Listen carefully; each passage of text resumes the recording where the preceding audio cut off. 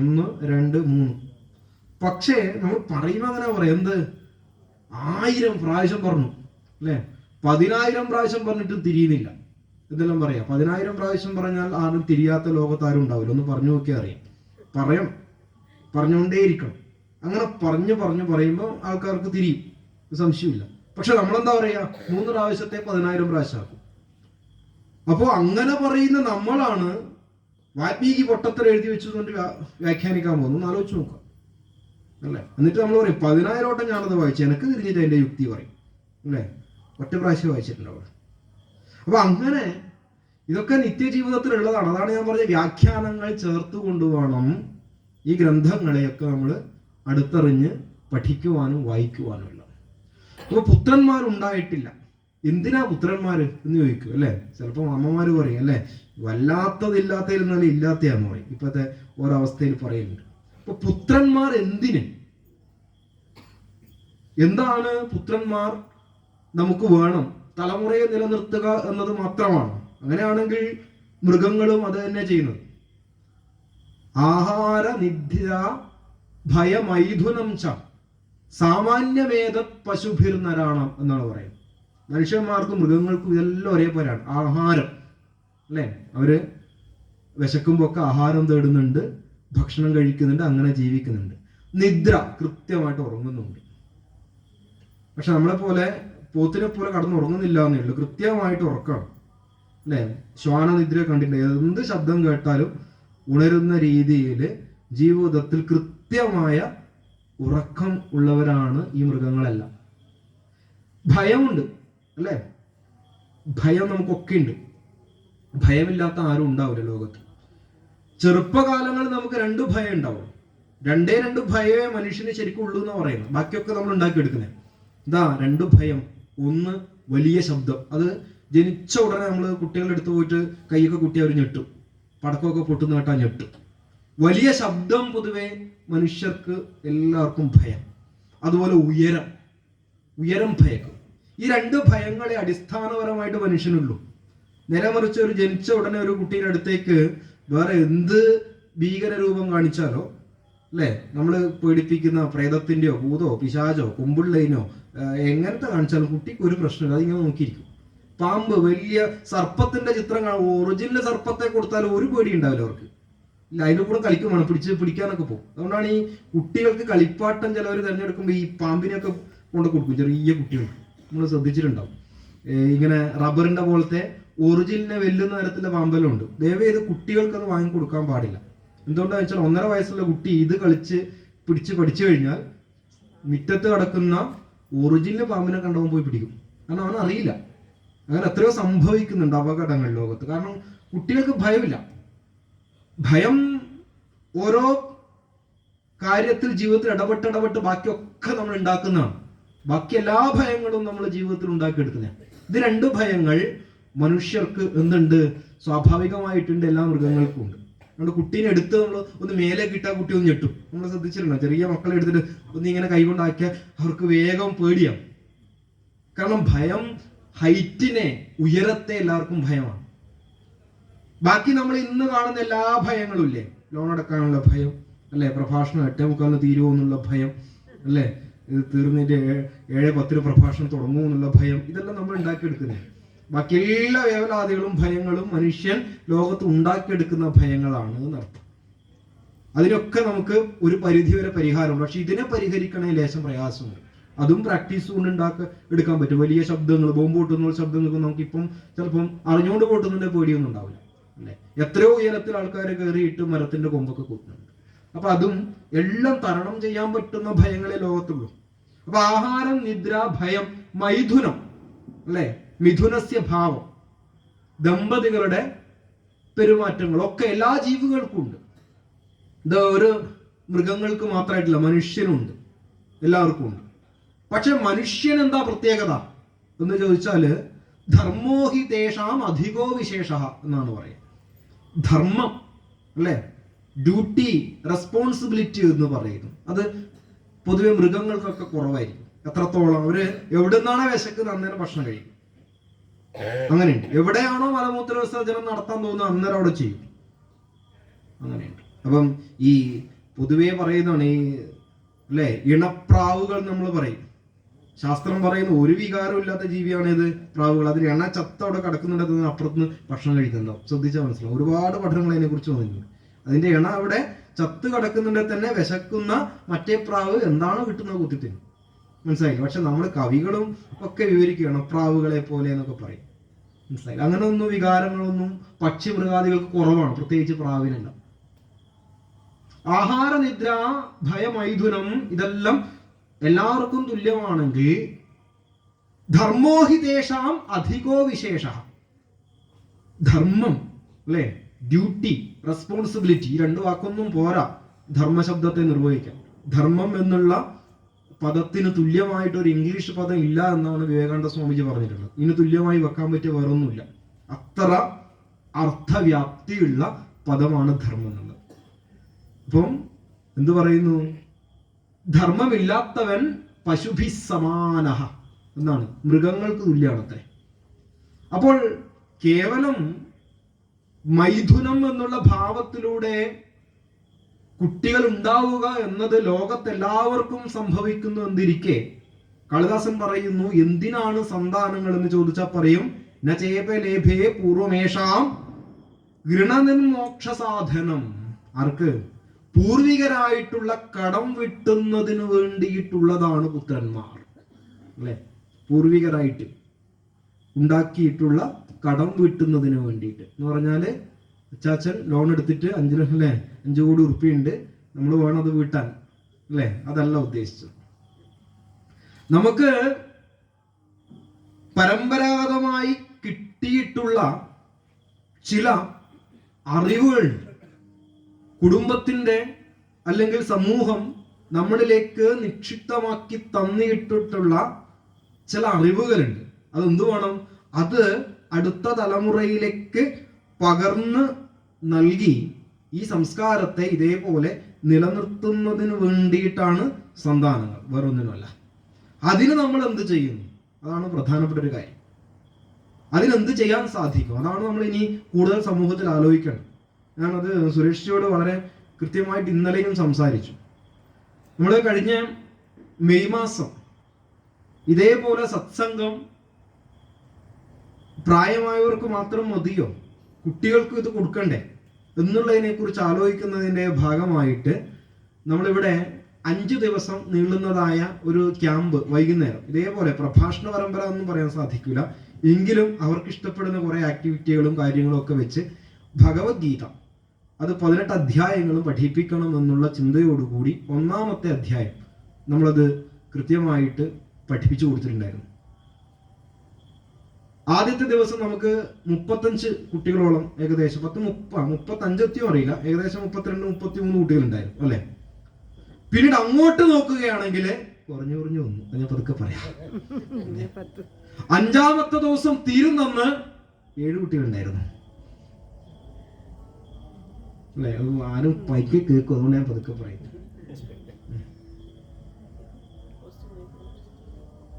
May മാസം ഞാൻ പറഞ്ഞു വരുന്നത്, നമ്മളല്ല ഇനി ഇത് കേൾക്കണ്ട, നമ്മൾ കേൾക്കണ്ടെന്നല്ല ഞാൻ പറയാം. ഇത് കേൾക്കേണ്ട ഒരു വലിയ സമൂഹം നമുക്ക് ചുറ്റുമുണ്ട്. അവരാ സമയത്ത് പല ട്യൂഷനും ക്ലാസ്സിനും ഒക്കെ പോകുന്നുണ്ടാവും. പക്ഷേ ഈ പഠിച്ച അറിവുകളൊക്കെ ജീവിതത്തിൽ ഒന്ന് ശോഭിക്കണമെങ്കിൽ എന്ത് വേണം? അതിന് കൊടുക്കാൻ പറ്റിയ ചില സാധനങ്ങള് നമുക്ക് വിദ്യാലയത്തിൽ നിന്നോ കുടുംബത്തിൽ നിന്നോ കിട്ടാത്തത് കൊണ്ട് നമുക്ക് അങ്ങനെയുള്ള ഒരു അറിവ് സമൂഹത്തിലേക്ക് കൊടുക്കണം എന്നുള്ള ചിന്തയോട് കൂടിയാണ് അത് നമ്മൾ കഴിഞ്ഞ വർഷം ആരംഭിച്ച് വെച്ചിട്ടുള്ളത്. ഈ വർഷവും നമുക്കത് ഏപ്രിൽ മെയ് മാസം ചെയ്യണമെന്ന് ഒരാഗ്രഹമുണ്ട്. ഞാനും പയ്യന്നൂർ കോളേജിലെ ജയരാജൻ മാഷുമാണ് അതിനു വേണ്ടിയിട്ട് കഴിഞ്ഞ വർഷം ക്ലാസ് എടുക്കാൻ വേണ്ടി വന്നിട്ടുള്ളത്. ഈ വർഷവും ആ 6-7 കുട്ടികൾ പറഞ്ഞ അനുഭവങ്ങൾ വളരെ നമുക്ക് ഹൃദയസ്പൃക്കായിട്ടുള്ള അനുഭവങ്ങൾ അവർ പറഞ്ഞത്. ഇത്ര ഗീതയെക്കുറിച്ച് ഒരു 1-ാമത്തെ അധ്യായവും അതുപോലെ നമ്മുടെ സംസ്കാരത്തെക്കുറിച്ചൊക്കെ ഒരു പുറമേന്ന് കിട്ടാത്ത കുറെ കാര്യങ്ങളെ ഉൾപ്പെടുത്തിക്കൊണ്ടുള്ള ഒരു അറിവ്. നമുക്കത് ഈ വർഷവും മെയ് മാസം അത് നടത്തണമെന്ന് അതിയായ താല്പര്യമുണ്ട്. അതിനു വേണ്ടിയിട്ട് ഞാൻ നേരത്തെ പറയുന്നു, നല്ലൊരു കമ്മിറ്റി രൂപീകരിച്ച് നമുക്ക് എങ്ങനെ ഒരു 100 കുട്ടികളെ കൊണ്ടുവന്ന് ഭഗവത്ഗീതയിലെ 2-ാമത്തെ അധ്യായം, അത് ഇതുപോലെ ഇരുത്തി പ്രഭാഷണം ഒന്നുമല്ല കേട്ടോ, നല്ല ആക്ടിവിറ്റികൾ കൊടുത്ത് ആ ശ്ലോകങ്ങൾ മുഴുവൻ കൃത്യമായിട്ട് അക്ഷരശുദ്ധിയോടുകൂടി എങ്ങനെ കാണാതെ അവരെ പഠിപ്പിക്കാം. 1-ാമത്തെ അധ്യായം മുഴുവൻ ഏകദേശം പഠിപ്പിച്ചു വിട്ടിട്ടുണ്ടായിരുന്നു നമ്മൾ. പക്ഷേ എന്ത് ചെയ്യാം, കുട്ടികൾ വരണ്ടേ? കാരണം കുട്ടികൾ പല ആക്ടിവിറ്റികൾക്കും വേണ്ടി പോയിട്ടാണ്. അങ്ങനെയുള്ളവരോടൊന്ന് നേരത്തെ പറഞ്ഞ് നമുക്ക് നല്ലൊരു പ്ലാനിങ്ങോട് കൂടി ഒരു 5 ദിവസത്തെ ഒരു കാര്യക്രമം അതിനു വേണ്ടിയിട്ട് നമുക്ക് ആലോചിക്കേണ്ടതുണ്ട്. അതിന് എന്ത് സഹായമാണെങ്കിലും എൻ്റെ ഭാഗത്ത് ഉണ്ടാവുമെന്ന് ഞാൻ കൃത്യമായിട്ട് നേരത്തെ തന്നെ നമുക്ക് അതുമായിട്ട് പ്രവർത്തനങ്ങൾ ആരംഭിക്കാം. ഞാൻ പറയുന്നു, പുതിയ തലമുറകൾ ഇത് കേൾക്കട്ടെ, അവരിലൂടെ ഈ സംസ്കാരം ഇവിടെ നിലനിൽക്കട്ടെ. അല്ലാതെ നമ്മൾ എത്ര ഇതിനു വേണ്ടിയിട്ട് പ്രയത്നിച്ചിട്ടും അതിൻ്റെ ഫലം വേരിലേക്ക് ഇറങ്ങിപ്പോയില്ല എങ്കിൽ ഗുണം ചെയ്യില്ല എന്നുള്ളതാണ് അല്ലേ. പൊതുവെ പറയും, വിത്തുമാത്രം നിലത്തിങ്കൽ വിതച്ചാൽ എന്ത് കാര്യമായി, വിളവിന് ആശയുണ്ടെങ്കിൽ വേണം കളപറിക്കൽ. കുട്ടികളെ വിദ്യാലയത്തിൽ വിട്ട് അവരെ പഠിപ്പിക്കുമ്പോൾ അവിടുന്ന് കിട്ടുന്ന ചില കളകളുണ്ട് അവർക്ക്, കൂട്ടുകെട്ടിലൂടെയും അതുപോലെ തന്നെ അവരുടെ സ്വഭാവത്തിൽ വരുന്ന ചെറിയ ചെറിയ ചെറിയ മാറ്റങ്ങളൊക്കെ ഉണ്ട്. അതൊക്കെ തിരിച്ചറിയുന്ന ഒരു ഭാവത്തിലേക്ക് അവരെത്തിയില്ലെങ്കിൽ അപകടകരമായ ഒരു കാലഘട്ടമാണ് ഇപ്പോൾ ഉള്ളത്. അതിനെ തരണം ചെയ്യാനും കൂടെ അവരെ പ്രാപ്തരാക്കണം എന്നുള്ളതാണ്. ഞാനത് സന്ദർഭോചിതമായി ഇത് വന്നതുകൊണ്ട് സൂചിപ്പിച്ചതാണ്. അപ്പം നമുക്ക് അതിനു വേണ്ടിയിട്ട് ഒത്തൊരുമിച്ച് പ്രയത്നിക്കാം. 18 അധ്യായങ്ങൾ അവർക്ക് അത് പഠിക്കാൻ ആവശ്യമായ ഒരു സാഹചര്യം നമുക്ക് ഉണ്ടാക്കാൻ സാധിക്കണം. അതാണ് ഞാൻ പറഞ്ഞത്. ഇതാണ് എന്ത്, ഈ നേരത്തെ പറഞ്ഞ പൂർവികരോടുള്ള കടം വീട്ട് അല്ലെ. നമ്മുടെ അച്ഛനമ്മമാർ നമ്മളെ ഈ സനാതന ധർമ്മത്തിലൂടെ ആധ്യാത്മിക പന്ഥാവിലൂടെ കൈപിടിച്ച് നടത്തിയത് കൊണ്ട് നമ്മളിവിടെ എത്തി. ഇനി അവരോടുള്ള കടം നമ്മളെങ്ങനെ വീട്ടണം എന്ന് ചോദിച്ചാൽ ഇതേ പാതയിലൂടെ എന്ത് വേണം, മറ്റുള്ളവരെ കൂടെ നമ്മളിങ്ങനെ കൈപിടിച്ച് കൊണ്ടുവരുവാൻ സാധിക്കുമ്പോഴാണ് ഈ ഒരു പ്രവർത്തനം പൂർണ്ണമായി എന്ന് പറയാൻ സാധിക്കും. ഇപ്പൊ കാളിദാസൻ പറയുന്നു, കുട്ടികൾ എന്തിനു വേണ്ടിയിട്ട് എന്ന് ചോദിച്ചാൽ പൂർവികരായിട്ട് നമുക്ക് ഉണ്ടാക്കിയിട്ടുള്ള ആ ഒരു കടത്തെ, ധർമ്മത്തെ അത് പകർന്നു കൊടുത്ത് വീട്ടുന്നതിന് വേണ്ടിയിട്ടാണ് എന്നർത്ഥം. അങ്ങനെ ദശരഥൻ തിരിച്ചു വന്ന് വളരെ കാലം ആഗ്രഹിച്ചിട്ടും അല്ലെ, പുത്രന്മാരെ കുറിച്ച് പറഞ്ഞാൽ സദ്യശോക തപോപഹം എന്നാണ് പറയുന്നത്. പെട്ടെന്ന് അല്ലെ, എത്ര പ്രയാസത്തോടു കൂടി ഇരിക്കുമ്പോഴും അല്ലെ, അച്ഛൻ അമ്മ എത്ര പ്രയാസത്തോടു കൂടി വീട്ടിലിരിക്കുമ്പോഴും സ്വന്തം മകന്റെ മകൻ ഓടി വന്ന് മടിയിൽ കയറിയിരുന്ന നമ്മൾ എല്ലാ പ്രശ്നങ്ങളും തീർന്നു. കുറേ നേരത്തേക്ക് നമ്മളൊന്ന് മറക്കും, പിന്നെ ഓർമ്മ ഉണ്ടാവില്ല. എത്ര പ്രശ്നം ഉണ്ടെങ്കിലും എത്ര ടെൻഷൻ ഉണ്ടെങ്കിലും അത് മക്കളുടെ മുഖം കാണുമ്പോഴും അവരോട് ചിരിക്കുമ്പോഴും അവരോട് കളിക്കുമ്പോഴും എല്ലാം മറന്നു. അപ്പൊ അത്ര ആകർഷിക്കുവാൻ യോഗ്യരായിട്ടുള്ള ആ പുത്രന്മാരുടെ മുഖം ഒന്ന് കാണുവാൻ ദശരഥന് യോഗമുണ്ടായില്ല. അദ്ദേഹം ഇങ്ങനെ വിഷമിച്ച് ദുഃഖിച്ച് പ്രയാസപ്പെട്ടിരിക്കുന്ന അതേ സമയത്ത് അണിയറയിൽ വേറൊരു കഥ നടക്കുന്നുണ്ട്. അപ്പോഴാണ് ലോകകണ്ടകമായ രാവണനെ കൊണ്ട് അങ്ങേയറ്റം സമൂഹം ബുദ്ധിമുട്ടിയപ്പോൾ ദേവന്മാരെല്ലാവരും കൂടെ ചേർന്നിട്ട് എന്ത് ചെയ്തു, മഹാവിഷ്ണുവിനെ പോയി കാണുകയാണ്. അവരുടെ ദുഃഖം അവിടെ വിഷ്ണുവിനെ കണ്ട് പാൽക്കടലിൽ അനന്തന്റെ മുകളിൽ ശയിക്കുന്നതായ വിഷ്ണു ഭഗവാനെ കണ്ട് ഈ കാര്യങ്ങൾ ഉണർത്തിക്കുവാൻ വേണ്ടി ഒരു സ്ഥലത്ത് ദശരഥൻ ഇങ്ങനെ ദുഃഖിച്ചിരിക്കുന്നു, മറുവശത്ത് അതിനു വേണ്ടിയിട്ടുള്ള ഒരുക്കങ്ങൾ ഇങ്ങനെ നടന്നുകൊണ്ടിരിക്കുകയാണ്.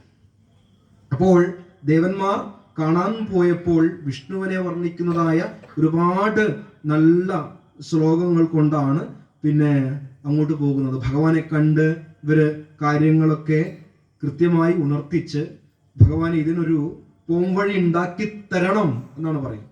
ആര്? ദേവന്മാർ വിഷ്ണുവിനെ കണ്ടിട്ട് അല്ലെ. നമ്മള് പൊതുവെ ആൾക്കാർ പറയാറുണ്ട്, എന്ത് അല്ലേ, ഈശ്വരനോട് നമ്മൾ എന്തിനാണോ പോയിട്ട് പറയുന്നത്, എല്ലാം അറിയുന്നതല്ലേ ഭഗവാൻ, എല്ലാം അറിയുന്ന ഭഗവാനോട് പ്രത്യേകിച്ച് ഞാൻ പോയിട്ട് ഇങ്ങനെ എൻ്റെ ദുഃഖങ്ങളും പ്രയാസങ്ങളും ഒക്കെ പറയേണ്ട ആവശ്യമുണ്ടോ എന്ന് ചോദിച്ചാൽ പറയണം. എന്തിനാ പറയുന്നത്? കാരണം ഈ ലോകം മുഴുവൻ നിറഞ്ഞു നിൽക്കുന്ന ആ തേജസ്സിനെ നമ്മൾ സകാര രൂപത്തിൽ പ്രതിഷ്ഠിച്ചിരിക്കുന്നതാണ് ക്ഷേത്രങ്ങൾ അല്ലെ. സകാര രൂപത്തിൽ. നിരാകാരനായിട്ടുള്ള ഭഗവാനെ ഗുണം കൊടുത്ത് സകാരമായിട്ട് ഇവിടെ ഇരിക്കുന്നതിന് വേണ്ടി ഇരുത്തിയിട്ടാണ്. മനസ്സിലായില്ലേ? അപ്പൊ അങ്ങനെ ഇരുത്തിക്കഴിഞ്ഞാൽ അതിനെ വേണ്ട രീതിയിൽ പരിപാലിക്കേണ്ട ഉത്തരവാദിത്വം ഒക്കെ നമുക്കുണ്ട്. ഇരുത്തണം എന്നൊരു നിർബന്ധമില്ല, അല്ലേ? ഉണ്ടോ? ഒരു നിർബന്ധമില്ല. പക്ഷേ വിളിച്ചിരുത്തിയാൽ എന്ത് വേണം? അതിനെ കാത്തു സൂക്ഷിക്കണം എന്നുള്ളത് വളരെ പ്രധാനപ്പെട്ട കാര്യമാണ്. എന്തിനു വേണ്ടിയിട്ട്? നമ്മുടെ ജീവിതത്തിലെ, അല്ലേ, 3 തരത്തിലുള്ള ദുഃഖങ്ങളെ, ആദിദൈവികം, ആദിഭൗതികം, ആധ്യാത്മിക ദുഃഖങ്ങളെ മാറ്റുവാൻ വേണ്ടി, അല്ലെ, പ്രപഞ്ചത്തിൽ മുഴുവൻ നിറഞ്ഞു നിൽക്കുന്ന ശക്തിയെ സാക്ഷാത്കരിക്കാനുള്ള കഴിവൊന്നും സാധാരണക്കാർക്കായ നമുക്കില്ല. ശങ്കരാചാര്യ തന്നെ പറഞ്ഞു, രൂപം രൂപവർജിതസ്യ ഭഗവതോ ധ്യാനേന യത് കൽപ്പിതം സ്തുത്യാ യത് അനിർവചനീയം. അല്ലെ, ഇങ്ങനെയുള്ള ഒരു പദ്യം കൊണ്ട് ശങ്കരാചാര്യ ക്ഷമാപണം നടത്തുന്നുണ്ട്. ഭഗവാനെ ജീവിതത്തിൽ 3 തെറ്റുകൾ ചെയ്തിട്ടുണ്ട്, ഒന്ന് പൊറുക്കണം എന്ന് പറയുന്നത്. എന്താണ്? അല്ലെ, രൂപമില്ലാത്ത അങ്ങേക്ക് ഞാൻ രൂപം നൽകി, എന്നിട്ട് അതിനെ പൂജിച്ചു. അല്ലേ? അതായത് ലോകം മുഴുവൻ നിറഞ്ഞു നിൽക്കുന്ന ചൈതന്യത്തെ ഏതെങ്കിലും ഒരു രൂപത്തിലേക്ക് കൊണ്ടുവച്ചാൽ അതിനെ ഏറ്റവും ചെറുതാക്കുക നമ്മൾ ചെയ്യുന്നു. അല്ലേ? അത്രയും വലുപ്പമുള്ള ഒരാളെ എന്ത് ചെയ്യുന്നു നമ്മളല്ലേ പിടിച്ചിട്ട് ഒരു ചെറിയ സൈഡിൽ കൊണ്ടിരുത്തിയാലോ? വളരെ പ്രയാസം, വളരെ ബുദ്ധിമുട്ടാണ്. അമേരിക്കൻ പ്രസിഡന്റിനോട് പറയാണ്, നിങ്ങൾ വന്നേ ഒരു വാർഡിൽ മത്സരിക്കണം എന്ന് പറഞ്ഞു ഇരിക്കാം, അല്ലേ? പ്രസിഡന്റ് എല്ലാം വിട്ട് നിങ്ങൾ എന്ത് ചെയ്യാം, നമുക്കൊന്ന് വാഷിംഗ്ടണിലെ ചെറിയൊരു വാർഡിൽ മത്സരിക്കണമെന്നോ. എന്തൊരു പാവാണ്, ഇതിലും വലിയ പാവം ഉണ്ടാകാം, അപമാനിക്കാൻ ഇതിലും വല്ല ചെയ്യാനുണ്ടാവും ഇല്ല. അതാണ് രൂപമില്ലാത്ത അങ്ങേക്ക്, ലോകം മുഴുവൻ നിറഞ്ഞു നിൽക്കുന്ന അങ്ങയെ ഞാൻ എന്ത് ചെയ്തു? ഒന്ന് വിഗ്രഹത്തിൽ കണ്ടുപോയി. പിന്നെയോ, പേരുകളില്ലാത്ത, നാമങ്ങളില്ലാത്ത അങ്ങേക്ക് ഞാൻ നാമങ്ങൾ കൊടുത്തു. അല്ലേ? കാരണം ഏത് പേരിട്ടാലും അദ്ദേഹത്തിന് സ്യൂട്ടാവൂല, അത്ര ഗുണങ്ങളുള്ളവനാണ്. അങ്ങനെയുള്ള അങ്ങേക്ക് ഞാൻ പേര് നൽകിയിട്ട് എന്ത് ചെയ്തു? വിളിച്ചു. പൊറുക്കണേ ഭഗവാനെ. പിന്നെന്തായത്? ലോകം മുഴുവൻ നിറഞ്ഞു നിൽക്കുന്ന അങ്ങയെ കാണുവാൻ വേണ്ടിയിട്ട് ഞാൻ തീർത്ഥയാത്ര നടത്തി. അല്ലേ? ഇവിടെ ഇരുന്ന് കാണും, ഇവിടെയുണ്ട് ഭഗവാൻ, എവിടെയുണ്ട്? ഇവിടെയുണ്ട്. പക്ഷെ പരിമിതമായ ബുദ്ധിയുള്ള നമുക്ക് ഇവിടുന്ന് കാണാൻ പറ്റാത്തതുകൊണ്ട് നമ്മൾ എന്ത് ചെയ്തു? ശബരിമലയിലോ ഗുരുവായൂരോ പോയിട്ട് അവിടെ പോയി കാണും. അല്ലേ? ഭഗവാൻ നമ്മോട് പറയണ തത്വമസിയാടോ, അല്ലേ? തത്വമസി തതുത്വമസി, നീ എവിടെയുണ്ടോ അവിടെ ഉണ്ട് ഞാൻ. പക്ഷെ പറഞ്ഞിട്ട് കാര്യമില്ലോ, നമുക്ക് ബോധ്യാവണ്ടേ? ബോധ്യമാവാത്തത് കൊണ്ട് ഞാൻ ഇങ്ങനെയൊക്കെ ചെയ്തു. അതുകൊണ്ട് ക്ഷന്തവ്യം മേ പരാധ, ഞാൻ ചെയ്ത അപരാധങ്ങൾ പൊറുക്കണേന്നാ പറഞ്ഞത്. അപ്പം ഇത് അപരാധമാണോ എന്ന് ചോദിച്ചാൽ, ഈ തലത്തിൽ എത്തിയ ഒരാൾ ഇതെല്ലാം ചെയ്ത അപരാധം. മനസ്സിലായില്ലേ? അല്ലാത്ത ഒരാൾ ചെയ്തില്ലെങ്കിൽ അപരാധം. അതാണ്. ആ തലത്തിലേക്ക് എത്തിയ ഒരാൾക്ക് ഇതൊന്നും ചെയ്യേണ്ട ആവശ്യമില്ല. പക്ഷേ അങ്ങനെയുള്ള ഒരു അവസ്ഥയെ നേരത്തെ ഞാൻ സൂചിപ്പിച്ചതുപോലെ പ്രപഞ്ചത്തിന്റെ നാഥനായിട്ടുള്ള ഭഗവാനെ നമുക്ക് നഗ്നനേത്രങ്ങൾ കൊണ്ട് കാണാൻ സാധിക്കാത്തത് കൊണ്ട് നമുക്ക് ഇഷ്ടമുള്ള രൂപം കൊടുത്ത് അതിനെന്ത് ചെയ്യുന്നു? പൂജിക്കുന്നു, ആരാധിക്കുന്നു.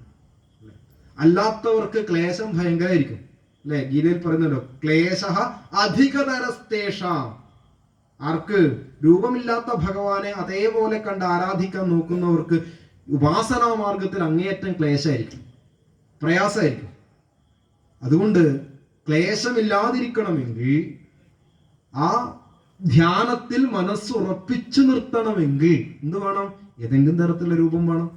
ആ രൂപത്തെ നമ്മൾ വിളിച്ച് കുടിയിരുത്തി കഴിഞ്ഞാൽ അതിനെ പരിപാലിക്കേണ്ട ഉത്തരവാദിത്വം എല്ലാവർക്കും ഉണ്ട്. ആരാണോ വിളിച്ചിരുത്തിയിരിക്കുന്നവർക്ക് പ്രത്യേകിച്ച്, അല്ലേ? അങ്ങനെ ഉണ്ടല്ലോ. സുരേഷ് ഏട്ടൻ എന്നെ പ്രഭാഷണത്തിന് വേണ്ടി ഇങ്ങോട്ട് വിളിച്ചു. ഇവിടെ വരുമ്പോൾ എന്ത് ചെയ്തു? ആരും കാണുന്നില്ല എന്ന് ഇരിക്കാനൊരു കസേരയില്ല, അല്ലേ? മൈക്കും ഇല്ല, ഇവിടെയില്ല. ഞാൻ അവിടെ കുറെ നേരം വന്നിരുന്നു. ഇവിടെ ആരും കാണുന്നുമില്ല. കുറച്ച് കഴിയുമ്പോൾ ഞാൻ എന്ത് ചെയ്തു? ഞാൻ എണീച്ചാ വഴിക്കൊന്ന് പോവും. വരുന്ന ആളെ മനോഭാവം എന്തായിരിക്കും? നമ്മളവിടെ പോയിട്ട് ഒരു ഗ്ലാസ് വെള്ളം തന്നില്ല, പോട്ട് ഒന്നും മൈൻഡ് ചെയ്തില്ല, പോട്ട് എന്നാ പോന്ന് പറഞ്ഞിട്ട് കൂടെ ആരെങ്കിലും ഉണ്ടണ്ടേ? കാരണം വന്നതിനേക്കാളും പ്രയാസപ്പെട്ടായിട്ടായിരിക്കും പോവുക. കാരണം അതിഥിയായിട്ട് വന്നാണ്, അല്ലേ?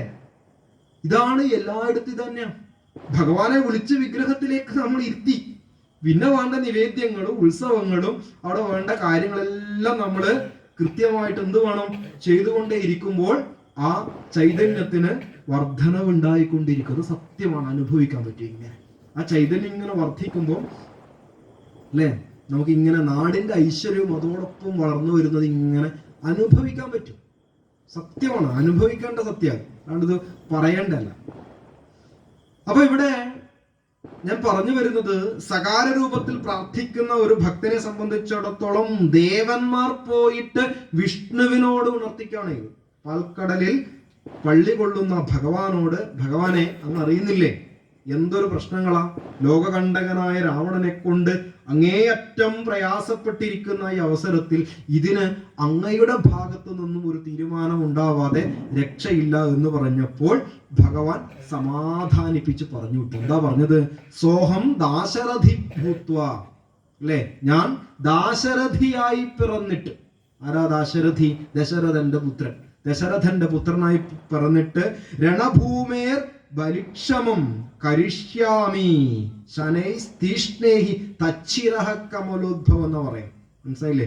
ഭൂമിക്ക് അലങ്കാരമാക്കി മാറ്റും അവന്റെ ശിരസ്സുകളെ എന്ന് പറഞ്ഞു. ഉറപ്പാണ്. ഞാൻ നോക്കാം, അല്ലെങ്കിൽ അപേക്ഷത അല്ലെ, ശ്രമിച്ചു നോക്കാം, ഉറപ്പാണ്. ഭഗവാന്റെ വാക്ക് അങ്ങനെയാണ്. ഞാൻ ചെയ്യുന്നു പറഞ്ഞാൽ അത് ചെയ്തിരിക്കുമെന്ന് പരിപൂർണമായ ഉറപ്പോടുകൂടിയിട്ട് അവരെ, ദേവന്മാരെ അങ്ങ് പറഞ്ഞു വിടുകയാണ്. അപ്പൊ സത്യത്തില് ഈ രാമാഭിഷേക വിഘ്നം, അല്ലെ, വിഘ്നകാര്യങ്ങൾ അങ്ങോട്ട് പറഞ്ഞു വരുന്നുണ്ട്. ഈ രാമാഭിഷേക വിഘ്നം സത്യത്തിൽ ഉണ്ടാക്കിയത് ആരാ? നമ്മളിങ്ങനെ ആലോചിക്കല്ലോ, അല്ലെ, ഭഗവാൻ തന്നെ ഉണ്ടാക്കിയതാണ്. ഭഗവാന്റെ പ്രവർത്തനം തന്നെയാണ് അത് നമുക്ക് മനസ്സിലാകാൻ സാധിക്കും. അതാണ് സോഹം ദാശരഥി ഭൂത്വ എന്നിവിടെ പറഞ്ഞു. ഞാൻ ദാശരഥിയായിട്ട് തന്നെ ജനിച്ച് അതിനുള്ളതായ എല്ലാ പ്രശ്നങ്ങളും തീർക്കുന്നതായിരിക്കും എന്ന് പറഞ്ഞ് ദേവന്മാരെ സമാധാനിപ്പിച്ച് വിടുകയാണ്. അപ്പം രാവണനിൽ നിന്നുണ്ടാവുന്ന ബുദ്ധിമുട്ടുകളെ എല്ലാം തൽക്കാലത്തേക്ക് ആ ഭഗവാന്റെ വാക്കുകൾ കേട്ടപ്പോൾ അവർക്ക് സന്തോഷമായി. അപ്പൊ വാക്കുകൾക്ക് അങ്ങനെ ഒരു പ്രത്യേകതയുണ്ട്, മനസ്സിലായില്ലേ? വാക്കുകളാണ് ഏറ്റവും പ്രധാനം. മനുഷ്യന്, ഒരാൾക്ക് നമുക്ക് കൊടുക്കാൻ, സൗജന്യമായിട്ട് കൊടുക്കാൻ പറ്റുന്ന ഏക സാധനം എന്താണ്? വാക്കാണ്. പണം കൊടുത്ത ഒരാളെ നമുക്ക് സംതൃപ്തിപ്പെടുത്താൻ പറ്റൂല, ഒരു പരിധി വരെ. ആഹാരം കൊടുത്തും പറ്റൂല. പക്ഷേ നല്ല വാക്കുകൾ, അതിനൊരു പ്രയാസമില്ല. പ്രിയവാക്യ പ്രധാനേന സർവേ തുഷ്യന്തി ജന്തവഹ. പ്രിയമായ വാക്കുകൾ പറയുന്നത് കൊണ്ട് ലോകത്തെല്ലാ ജീവികളും സന്തോഷിക്കും. തസ്മാത് പ്രിയം ഹി വക്തവ്യം. അതുകൊണ്ട് മറ്റുള്ളവരെ സന്തോഷിപ്പിക്കുന്ന കാര്യങ്ങൾ പറയണം. വചനെ കാ ദരിദ്രത എന്നാണ് കവി ചോദിക്കുന്നത്. വാക്കിനെന്തിനാണോ ദാരിദ്ര്യം കാണിക്കുന്നത്? ഒരു പഞ്ഞൂലല്ലോ കൊടുക്കുന്നതിന്, നമ്മളാണോ അത് ഒരിക്കലും കൊടുക്കൂല. എന്ത് കൊടുത്താൽ, അല്ലെ, എത്ര നല്ല കറി ഉണ്ടാക്കി തന്നാലും നമ്മളോട്, അല്ലെ, അത് ഉണ്ടാക്കി തന്നാക്കൾക്ക് എത്ര സന്തോഷമായിരിക്കും അതൊന്ന് കേൾക്കാൻ. വെറുതെ ചിലപ്പോൾ ഗുണമൊന്നും ഉണ്ടാവില്ല, പോട്ട്. പക്ഷേ ഉണ്ടാക്കി തന്ന ഒരാളെ സംബന്ധിച്ചിടത്തോളം ഇത് കേൾക്കുന്ന വലിയ സന്തോഷം. അവരിങ്ങനെ സാരിയുടെ തുമ്പലം പിടിച്ചിങ്ങനെ നിൽക്കും, വെറുതെ ഇത് കേൾക്കാൻ വേണ്ടി. കുറെ നേരം കഴിയുമ്പോൾ അവരെന്നെ ചോദിക്കും എങ്ങനെയുണ്ട്. നമ്മളെന്താ പറയാ? കുഴപ്പമില്ല, ഇതിൽ കൂടുതല്, അല്ലെ, നന്നായി എന്ന്, അല്ലെ, ഇന്നലത്തെക്കാൾ ഇത് നന്നായിട്ടുണ്ട് എന്ന് പറയാൻ ഒരു ചെലവുമില്ല. 1000 രൂപയുടെ ചെലവുണ്ടാ? ഒന്നുമില്ല. ഒരു ചെലവില്ലാത്ത കാര്യം നന്നായിട്ടുണ്ട് കേട്ടാ, നല്ല കറി, അല്ലെ, അല്ലെങ്കിൽ മറ്റൊന്ന് എന്തെങ്കിലും ഒരു നല്ല പ്രവർത്തനം കൊണ്ട് അത് ഗംഭീരമായിട്ടുണ്ട് കേട്ടാ, അത് സൂപ്പറായിട്ടുണ്ട്. പക്ഷേ നമ്മുടെ ഉള്ളിൽ നിന്ന് ഇതൊഴികെ ബാക്കിയെല്ലാം വരും. ഇതിനാണ് ഒരു ചെലവുമില്ല. നോക്കണം, കവികൾ എത്ര കൃത്യമായിട്ട് എഴുതി വെച്ച ഒരു ചെലവും ഇല്ലാണ്ട് മനുഷ്യനെ ചേർത്ത് നിർത്താൻ പറ്റിയതാണ് നല്ല വാക്കുകൾ. അക്ഷരം അഗ്നിയാണെന്ന് അതുകൊണ്ടാണ് പറയുന്നത്. അതുകൊണ്ട് ലോകത്തെ കത്തിക്കാൻ പറ്റും അക്ഷരങ്ങൾ കൊണ്ട്. അതേ ലോകത്തെ നമുക്ക് കൃത്യമായി പരിപാലിക്കാനും സാധിക്കും. അത് ഉപയോഗിക്കുന്ന രീതിയാണ്, അല്ലെ. പണ്ടൊരു ജ്യോത്സ്യർ ഇങ്ങനെ പ്രശ്നം വെച്ചിട്ട് രാജാവിനോട് പറഞ്ഞു, രാജാവേ, കാര്യങ്ങളെല്ലാം പോക്കാം, കാരണം നിങ്ങളുടെ ആയുസ് ഇതിനകത്ത് എത്രയും പെട്ടെന്ന് തീരും എന്നാണ് കാണുന്നത്. അതുകൊണ്ട് എന്നെ പറഞ്ഞിട്ട് കാര്യമില്ല, ഞാൻ ഇതിലിങ്ങനെ കാണുന്നത് നിങ്ങൾ എത്രയും പെട്ടെന്ന് തട്ടിപ്പോകാനുള്ള എല്ലാ സാധ്യതയുണ്ട് പറഞ്ഞു. രാജാവിന് വിഷമമായി, വാളൂരി വെട്ടിയതല്ല. ഇത് സത്യമാണെന്ന് അറിയണല്ലോ. വേറൊരു പ്രഗത്ഭനായ ജ്യോത്സ്യനെ വരുത്തി. അയാൾ നോക്കി, സത്യം പറഞ്ഞാൽ ഇത് തന്നെ പറയണ്ട്, എന്ത്, ഇയാളെ കാര്യം പോക്കാന്ന് പറഞ്ഞു. പക്ഷെ അയാൾ പറഞ്ഞു, ഇത്രയും ഭാഗ്യമുള്ള ജാതകം ഞാൻ കണ്ടിട്ടില്ല. കാരണം എന്താണ് പറഞ്ഞത്?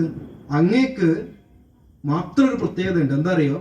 അങ്ങയുടെ കൂട്ടുകാരും കുടുംബാംഗങ്ങളും ഒക്കെ വളരെ സന്തോഷത്തോടു കൂടി ഇരിക്കുന്നത് കണ്ട് മരിക്കാനുള്ള യോഗം ഉണ്ട് ഇതിനകത്ത്. അല്ലെ? എല്ലാവരും ആനന്ദത്തിൽ ആറാടുന്നത് കണ്ടിട്ട് മരിക്കുവാനുള്ള യോഗം. സത്യം പറഞ്ഞാൽ അതിനല്ല അവസ്ഥ, വേറൊന്നുമില്ല. എല്ലാവരും സന്തോഷത്തോടെ ഇരിക്കുമ്പോൾ ഇയാൾ മരിക്കുവാന്ന് അർത്ഥം എന്താ? എല്ലാവരും ഇവിടെ ജീവിച്ചിരിപ്പുണ്ട് എന്നർത്ഥം, ഇയാൾ ആദ്യം പോകുന്ന അർത്ഥം. പക്ഷേ പറഞ്ഞ രീതി നോക്കൂ. മറ്റേയാൾ പറഞ്ഞ ഇപ്പം തീരുന്ന പറഞ്ഞു, ഇയാൾ പറഞ്ഞത് നേരെ അതേ കാര്യം തന്നെ കുറച്ചും കൂടെ വളരെ ഭംഗിയായിട്ട് അവതരിപ്പിക്കുകയാണ്. അപ്പം വാക്കുകൾക്ക് ഏറ്റവും കൂടുതൽ പ്രത്യേകതയുണ്ട് അല്ലേ? വാക്കുകൾക്ക് അതുകൊണ്ടാണ് പ്രത്യേകത പറയുന്നത് അല്ലെ? ശ്രീനിവാസന്റെ മകൻ എഴുതിയൊരു പാട്ടുണ്ടല്ലോ അല്ലെ, ഫോറിൻ കാറും ഡോളർ നോട്ടും കൊണ്ടൊന്നും അതിന്റെ പുറകെ ഒന്നും കുട്ടികൾ പോകില്ല. ഇപ്പൊ എന്താ വേണ്ടത്? ഇപ്പൊ ശരിക്കും പറഞ്ഞാൽ എന്താ, മഴത്തുള്ളി കൊട്ടാരം കെട്ടുന്നവരും, അതായത് കുറെ ഡയലോഗ് അടിക്കുന്നവരും, മനസ്സിലായില്ലേ? കൂടുതൽ സംസാരിക്കുന്നവർ. ആൾക്കാർക്ക് ഇപ്പം സംസാരിക്കാൻ സമയം തീരില്ലല്ലോ. പ്രത്യേകിച്ച് മക്കളോട് നമ്മൾ ഒരിക്കലും സംസാരിക്കില്ല. നമ്മൾ സംസാരിക്കുന്നില്ലെങ്കിൽ അവരോട് സംസാരിക്കാൻ ഒരുപാട് ആൾക്കാർ സമൂഹത്തിലുണ്ട്. നമ്മൾ പേടിക്കണ്ട. ഇങ്ങോട്ട് വിളിച്ച് സംസാരിക്കാൻ ഒരുപാട് ആൾക്കാർ ക്യൂ നിൽക്കുന്നുണ്ട്, മനസ്സിലായില്ലേ? അപ്പൊ സംസാരം എപ്പോഴും വേണം നമുക്ക്. അവർക്ക് ഇഷ്ടമുള്ള കാര്യം സംസാരിക്കണം. അല്ലാതെ വീട്ടിൽ പോയതിന്റെ മോനെ ആഗോളവൽക്കരണത്തെ കുറിച്ച്, ഉദാരവൽക്കരണത്തെ കുറിച്ച് എന്റെ അഭിപ്രായം എന്താ എന്നൊന്നല്ല സംസാരിക്കേണ്ടത്. അവർക്ക് ഇഷ്ടമുള്ള വല്ല കാര്യം, ഫുട്ബോളർ റൊണാൾഡോ ആയിക്കോട്ടെ, റൊണാൾഡോ എങ്കിൽ റൊണാൾഡോ, നമുക്ക് അതിനെ കുറിച്ച് പറയാം. നമുക്ക് അവരോട് പറയുന്നതിനിടയിൽ നമുക്ക് ഇഷ്ടമുള്ള ചില കാര്യങ്ങൾ കൊടുക്കാൻ പറ്റും അല്ലേ? എത്ര കാര്യങ്ങൾ പറയാം. അവർക്കിഷ്ടമുള്ള വിഷയങ്ങൾ സംസാരിക്കാനും എന്താണോ പറയുന്നത് കേൾക്കാനും ഇങ്ങനെ കേട്ടുകൊണ്ടേയിരിക്കണം. മനുഷ്യന് 2 ചെവി വെറുതെ അല്ല കൊടുത്തത്, ഒന്നുമാ അല്ലേ? നമുക്ക് കൂടുതൽ പറയാൻ ഇഷ്ടം, കൂടുതൽ കേൾക്കണം, കേട്ടുകൊണ്ടേയിരിക്കണം. കേട്ട് അവർ, പ്രത്യേകിച്ച് മക്കൾ, അവർ പറയുന്നതിലൊരു കഴമ്പോ കാര്യങ്ങളോ ഒന്നും ഉണ്ടാവില്ല. പക്ഷേ കേൾക്കാൻ വേണ്ടി നമ്മളൊന്ന് ഇരുന്നു കൊടുത്താൽ, ഇവിടെ വിഷ്ണു ഭഗവാൻ ഈ പരാതികൾ മുഴുവൻ ദേവന്മാര് വന്ന് പറയുന്നതിനിടയ്ക്ക് ഒന്നും സംസാരിച്ചില്ല, ഇരുന്ന് കേട്ടു മൊത്തം. അതിന്റെ ഇടയിൽ അല്ലെ, നമ്മളാണ് എന്ത് പറയും, ഒറ്റ മിനിറ്റ് ഞാനൊരു ഫോൺ ഉണ്ട് എന്ന് പറഞ്ഞിട്ട് അല്ലെ, പിന്നെ നോക്കാം പറഞ്ഞോളൂ. അല്ല, ഭഗവാൻ ഇത് മുഴുവൻ കേട്ട് ഒടുവിൽ സമാധാനപരമായിട്ട് കാര്യം പറഞ്ഞു. ഞാൻ ഈ കാര്യത്തിന് എത്രയും പെട്ടെന്ന് ഒരു തീരുമാനം ഉണ്ടാക്കും എന്ന് പറഞ്ഞപ്പോൾ, ആത്മവിശ്വാസത്തോടു കൂടിയുള്ള വാക്കുകൾ കേട്ടപ്പോൾ, ആ വാക്കുകളിൽ അതീവ സംതൃപ്തരായിട്ട് ദേവന്മാർ തിരിച്ചു പോവുകയാണ് ചെയ്യുന്നത്. പിന്നീടാണ് അയോധ്യയിൽ പുത്രകാമേഷ്ടി യാഗവുമായി ബന്ധപ്പെട്ട കാര്യങ്ങളൊക്കെ വരുന്നത് അല്ലെ? ആദ്യം അശ്വമേധ യാഗമാണ് ദശരഥൻ പ്ലാൻ ചെയ്യുന്നത്. രാമായണം നോക്കിയാൽ മനസ്സിലാവും. അതിന്റെ കൂടെയുള്ള പുത്രകാമേഷ്ടി യാഗവും കൂടെ നടക്കുമ്പോൾ അത് വളരെ ശ്രേഷ്ഠമായിട്ടുള്ള പായസത്തെ ദശരഥന് ലഭിക്കുകയാണ്. അപ്പോൾ കഥയൊക്കെ നമുക്ക് അറിയുന്നതായതുകൊണ്ട് ഞാൻ ഇങ്ങനെ തൊട്ട് പോകുന്നേ ഉള്ളൂ. അപ്പോൾ 2 പത്നിമാർക്ക് എങ്ങനെയാണ് സൂര്യൻ പുതുവെയിലിനെ പകർന്നു കൊടുക്കുന്നത് പോലെ എന്നാണ് കാളിദാസൻ പറഞ്ഞത് അല്ലെ? സൂര്യൻ വെയിലിനെ പകർന്നു കൊടുക്കും, രാവിലത്തെ വെയിൽ അല്ലെ? സൂര്യന്റെ പത്നിമാർ അല്ലെ, സന്ധ്യ നമ്മൊന്ന് നോക്കി, രാവിലത്തെ വെയിൽ പതിക്കുന്ന സമയത്ത് ചെറിയ ഇരുട്ടും ഉണ്ടാവും, ചെറിയ വെളിച്ചം ഉണ്ടാവും അല്ലെ? പകലുമാണ് രാത്രിയുമാണ്, അങ്ങനെ ഒരു സമയമാണ്. ഇത് വെളിച്ചം ആർക്ക് എന്ന് വെച്ചാൽ പറയാൻ പറ്റൂല. 2 പേർക്കും ഒരേപോലെ ഭാഗിച്ചു കൊടുക്കുന്നത് പോലെ 2 പത്നിമാർക്കായിക്കൊണ്ട് ഈ പായസത്തെ പിന്നീട് വീതിച്ചു കൊടുക്കുകയാണ്. വാൽമീകി രാമായണത്തിന്റെ രീതിയല്ല ഈ പായസദാനത്തിൽ ഇവിടെ സ്വീകരിച്ചിരിക്കുന്നത്, വ്യത്യാസമുണ്ട്. വാൽമീകി രാമായണത്തിന്റെ ഈ പായസദാനം നമ്മൾ കേട്ടിട്ടുണ്ടാവും അല്ലെ? ചിലപ്പം സ്വന്തപുരം പ്രവിശ്യൈവ കൗസല്യാമിതം അബ്രവീത്. വാൽമീകി രാമായണം ആദ്യമായിട്ട് എന്ത് ചെയ്തു? ഈ അന്തഃപുരത്തിലേക്ക് പായസവും കൊണ്ടുപോയിട്ട് കൗസല്യയോട് ഇങ്ങനെ പറഞ്ഞു. എന്താ പറഞ്ഞത്? പായസം പ്രതിഗൃഹീഷ്വ പുത്രീയം തിതമാത്മനം അല്ലെ? പുത്രൻ ഉണ്ടാവാൻ നിന്നെ സഹായിക്കുന്നതായ ഈ പായസത്തെ നീ സ്വീകരിക്കൂ. എന്നിട്ടോ കൗസല്യായി നരപതി പായസാർത്ഥം ദതൗ. കൗസല്യക്ക് എടുത്തിട്ട് എന്ത് ചെയ്തു? പകുതി കൊടുത്തു, പായസത്തിന്റെ പകുതി. അർത്ഥാർത്ഥം ദതൗ ചാവി സുമിത്രായി നരാധിക. പിന്നീടുള്ള പകുതിയെ അർത്ഥത്തിന്റെ അർത്ഥം എടുത്തിട്ട് സുമിത്രയ്ക്ക് കൊടുത്തു. കൈകേയി ചാവശിഷ്ടാർത്ഥം ദതോ പുത്രാർത്ഥം അല്ലെ? കൈകേയിക്ക് വീണ്ടുമുള്ള പകുതി എടുത്തിട്ട് കൈകേയിക്ക് കൊടുത്തു. പ്രദതോ ചാവശിഷ്ടാർത്ഥം എന്ന് പറഞ്ഞു കൊടുത്തു. അനുചിന്യ സുമിത്രായി. കുറച്ചു നേരം രാജാവ് ഇങ്ങനെ ആലോചിച്ചു.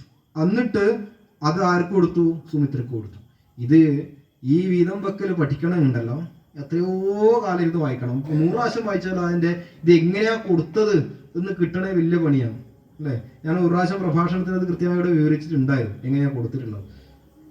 സത്യം പറഞ്ഞാൽ അതിനെ ഒന്നും കൂടെ പറയാം, എത്ര കേട്ടാലും നമുക്കത് കുറച്ച് ബോധ്യപ്പെടുന്ന ലേശം പണിയാണ്. നമുക്കിതിനെ നേരെ എന്ത് ചെയ്യാം, ഒന്ന് പൈസയായിട്ട് കണക്ട് ചെയ്ത് നോക്കാം അല്ലെ. അത് എളുപ്പം, പറയാൻ വളരെ എളുപ്പം. അതാ ദശരഥന്റെ കയ്യിൽ 80 രൂപയുണ്ട് എന്ന് വിചാരിക്കുക. 80 രൂപ ദശരഥന്റെ കയ്യിലുണ്ട്. 40 രൂപ ആർക്ക് കൊടുത്തു? കൗസല്യക്ക് കൊടുത്തു. ബാക്കി 40 ഉണ്ട്. 40നെ എന്താക്കി? 20 എന്നാക്കി. അതാർക്ക് കൊടുത്തു? ആ 20 രൂപ എടുത്തിട്ട് സുമിത്രക്ക് കൊടുത്തു. ബാക്കി 20 രൂപ കയ്യിലുണ്ട്. 20നെ വീണ്ടും 10 ആക്കി. എന്നിട്ട് ആ 10 രൂപ എടുത്തിട്ട് എന്ത് ചെയ്തു? കൈകേയി കൊടുത്തു. ബാക്കി 10 ഉണ്ട് കയ്യിൽ അല്ലെ. 40 പിന്നെ 40 20 10. 10 രൂപ കുറച്ചേരം ആലോചിച്ചു. അനുചിന്ത്യ, ഇത് ലേശം നല്ല വളരെ ഭംഗിയായിട്ട് വ്യാഖ്യാനിക്കുന്ന ശ്ലോക. കുറച്ചേരം ആലോചിച്ചിട്ട് എന്ത് ചെയ്യുന്നറിയോ, അത് സുമിത്രയ്ക്ക് തന്നെ കൊടുത്തു. ഇപ്പൊ 40 രൂപ ആർക്ക് കിട്ടി? കൗസല്യക്ക് കിട്ടി. 30 സുമിത്രയ്ക്ക്. 40 30 70. 10 കൈകേയിക്ക്. 8 ഭാഗം മാത്രമാണ് കൈകേയിക്ക് ഈ പായസത്തിൽ കിട്ടിയിട്ടുള്ളത്. ഇനി നമ്മൾ ഒരിക്കലും മറക്കൂല. 40 30 10 8 ഭാഗം ഇങ്ങനെ കൊടുത്തിട്ടുള്ളൂ. ഈ ശ്ലോകത്തെ വളരെ കുറെ നേരം ഇരുന്ന് വ്യാഖ്യാനിച്ചാലേ കിട്ടുള്ളൂ. അങ്ങനെ കൊടുക്കാനുള്ള വളരെ ഉദ്ദേശമുണ്ട്. നമ്മൾ നേരത്തെ രാമായണ പ്രഭാഷണത്തിൽ കേട്ടിട്ടുണ്ടാവും, എനിക്കത് ഉറപ്പുണ്ട്. വളരെ കൃത്യമായിട്ട് തന്നെ അത് പിന്നെ എന്താണ്, ഈ തനിക്ക് ഉണ്ടാകുന്ന പുത്രൻ കൗസല്യ എന്ന് പറയുന്ന ധർമ്മപത്നിയിൽ ഉണ്ടാകുന്നവനാകണമെന്നും ആ പുത്രനാണ് അയോധ്യ ഭരിക്കേണ്ടത് എന്നും ദശരഥൻ നന്നായിട്ട് ആലോചിച്ച് ഉറപ്പിച്ചിട്ടുണ്ട്. അതുകൊണ്ട് പകുതി പായസം അങ്ങ് കൊടുത്തു. സുമിത്രയെ അല്ലെങ്കിൽ അത് കഴിഞ്ഞ് വരുന്ന കൈകേയിയെ ഈ ഇങ്ങോട്ട് അടുപ്പിച്ചത് അല്ലെ, അത് വേറൊരു ലക്ഷ്യത്തോടു കൂടിയാണ്. മനസ്സിലായില്ലേ? കേകയ രാജ്യത്തിന് യുദ്ധം ചെയ്തു ഒരു കാരണവശാലും അയോധ്യയെ കീഴ്പ്പെടുത്താൻ സാധിക്കൂല ആ കാലത്ത്. പിന്നെന്താ വഴി? പുത്രിയെ അങ്ങോട്ട് വിവാഹം ചെയ്ത് കൊടുത്താൽ ഒരു പുത്രൻ ഉണ്ടായിക്കഴിഞ്ഞാൽ പതുക്കെ രാജ്യം ഇങ്ങോട്ട് പോരും. മനസ്സിലായില്ലേ? അശ്വപതി എന്ന് പറയുന്ന ആള് ചില്ലറക്കാരനല്ല. മനസ്സിലായില്ലേ? കൈകേയിയുടെ അച്ഛൻ വളരെ ആലോചിച്ചിട്ട് ചെയ്ത ഒരു തന്ത്രമാണ്. അതുകൊണ്ടാണ് പുത്രൻ ഉണ്ടായിക്കഴിഞ്ഞാൽ ഇവനെ രാജാവാക്കണം എന്ന് പറഞ്ഞാൽ കെട്ടിച്ചു കൊടുക്കുന്നത്. അപ്പം അത് രാഷ്ട്രീയപരമായ വലിയൊരു തന്ത്രമായിരുന്നു, ഈ അയോധ്യയെ ഇങ്ങോട്ട് അടുപ്പിക്കുവാൻ വേണ്ടിയിട്ടുള്ള. അത് ദശരഥന് കൃത്യമായിട്ട് മനസ്സിലുണ്ട്. അതുകൊണ്ട് പുത്രൻ ഉണ്ടായാലും ശരി ഇല്ലെങ്കിൽ ശരി പോട്ട് 10. മനസ്സിലായില്ലേ? ഉണ്ടായാൽ തന്നെ 10% പായസം കൊണ്ട് കിട്ടേണ്ട പുത്രൻ ഇത്രയും എടുക്കാനാവില്ലപ്പാ. ആലോചിച്ച് നോക്കൂ. അതാണ് വളരെ ഭംഗിയായിട്ടാണ് ആ കാര്യങ്ങൾ ചെയ്തു വെച്ചിട്ടുള്ളത്. പക്ഷെ ഉണ്ടായ ഭരതനോ രാമന്റെ അത്രയും കിടപിടിക്കുന്ന ഒരു പുത്രനും. അതാണ് അവിടെ വ്യത്യാസം എന്ന് പറയുന്നത്. വിധിയുടെ ഒരു വൈപരീത്യം എന്ന് പറഞ്ഞാൽ അതാണ്. പക്ഷെ എഴുത്തച്ഛൻ ഇത്രയൊന്നും മെനക്കെട്ടില്ല. വളരെ പെട്ടെന്ന് കാര്യം ഒതുക്കിയിട്ട് ആളങ്ങ് പോയി. എങ്ങനെയാ? കൗസല്യാദേവിക്കർത്ഥം കൊടുത്തോ നൃപവരൻ. പകുതി കൗസല്യാദേവി കൊടുത്തു. ശൈഥില്യാത്മനാ പാതി നൈൽഗീഡിനാൻ. കൈകേയിക്കും പകുതി കൈകേയിക്കും കൊടുത്തു. തീർന്നല്ല, പകുതിയുള്ളൂ. പിന്നെന്ത് ചെയ്തു? അന്നേരം സുമിത്രയ്ക്ക് കൗസല്യാദേവി താനും തന്നുടെ പാതി കൊടുത്തിടിനാൻ മടിയാതെ. അല്ലെ, പകുതി എടുത്തിട്ട് സുമിത്രയ്ക്ക് 2 പേരും കൂടെ കൊടുത്തു. എന്നത് കണ്ടു പാതി കൊടുത്തു കൈകേയും. അല്ലെ, 2 പേർക്ക് പകുതി കൊടുത്തു. അവര് പകുതി എടുത്തിട്ട് സുമിത്രയ്ക്കും കൊടുത്തു. മന്നവൻ അത് കണ്ടു സന്തോഷം പൂണ്ടാനേറ്റം. പക്ഷെ എഴുത്തച്ഛനൂടെ ശൈഥില്യാത്മന എന്നൊരു വാക്ക് ഒളിപ്പിച്ചു വെച്ചിട്ടുണ്ട്. അതിലാണ് ഇതിന്റെ ശൈഥില്യാത്മന എന്ന് പറഞ്ഞാൽ ശിഥിലമായ മനസ്സോട് കൂടിയിട്ട് എന്നാണ്. മനസ്സിലായില്ലേ? ഇളക്കം വന്ന മനസ്സോട്. ശൈഥില്യം എന്ന് പറഞ്ഞാൽ ഇളകിയെന്ന് അർത്ഥം. ഇളക്കം വന്ന മനസ്സോട് കൂടിയിട്ട് എന്നൊരു പദം വെച്ചിട്ടുണ്ട്. അപ്പം ആർക്ക്? ശൈഥില്യാത്മനാ പാതി നൽകിയിടിനാൻ കൈകേയിക്ക് എന്ന് പറയുമ്പോൾ കൈകേയിക്ക് പായസം കൊടുക്കുമ്പോൾ തന്നെ ഇദ്ദേഹത്തിന്റെ മനസ്സൊന്ന് ഇളകിയിട്ടുണ്ട്. മനസ്സിലായില്ലേ? കാരണം കൗസല്യയിൽ ജനിക്കുന്ന പുത്രൻ രാജാവാകണമെന്ന് കൃത്യമായിട്ട് ദശരഥന് കണക്കുകൂട്ടലുണ്ടായിരുന്നു. ഒരു സംശയവും. രാമായണം, വാൽമീകി രാമായണം എടുത്താഴത്തിൽ പഠിച്ചാൽ നമുക്കിത് മനസ്സിലാവും. അപ്പം അങ്ങനെ പുത്രന്മാരുണ്ടായി. പുത്രന്മാരുടെ ജനനവുമായി ബന്ധപ്പെട്ടുള്ള ശ്ലോകങ്ങളൊക്കെ അവിടെ വരുന്നുണ്ട്. രാമമിത്യഭിരാമേണ വപുഷാ തസ്യ ചോദിതഃ. ഈ കുട്ടി ജനിച്ചു കണ്ടപ്പോൾ തന്നെ, അല്ലെ, ഇവന്റെ അങ്കലാവണ്യം കണ്ടപ്പോൾ തന്നെ വസിഷ്ഠന് രണ്ടാമതൊന്നും ആലോചിക്കേണ്ടി വന്നിട്ടില്ല, പേരിട്ട് കൊടുത്തു രാമൻ. അങ്ങനെയാണ് വപുഷാ തസ്യ ചോദിതഃ എന്ന് പറയുന്നത്. അങ്കലാവണ്യം കണ്ടിട്ടാണ്.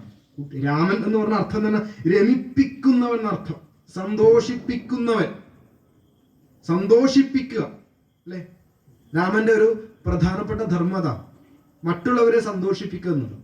പിന്നെ യോഗിമാരുടെ മനസ്സിൽ രമിക്കുക, അതും രാമന്റെ സ്വഭാവം.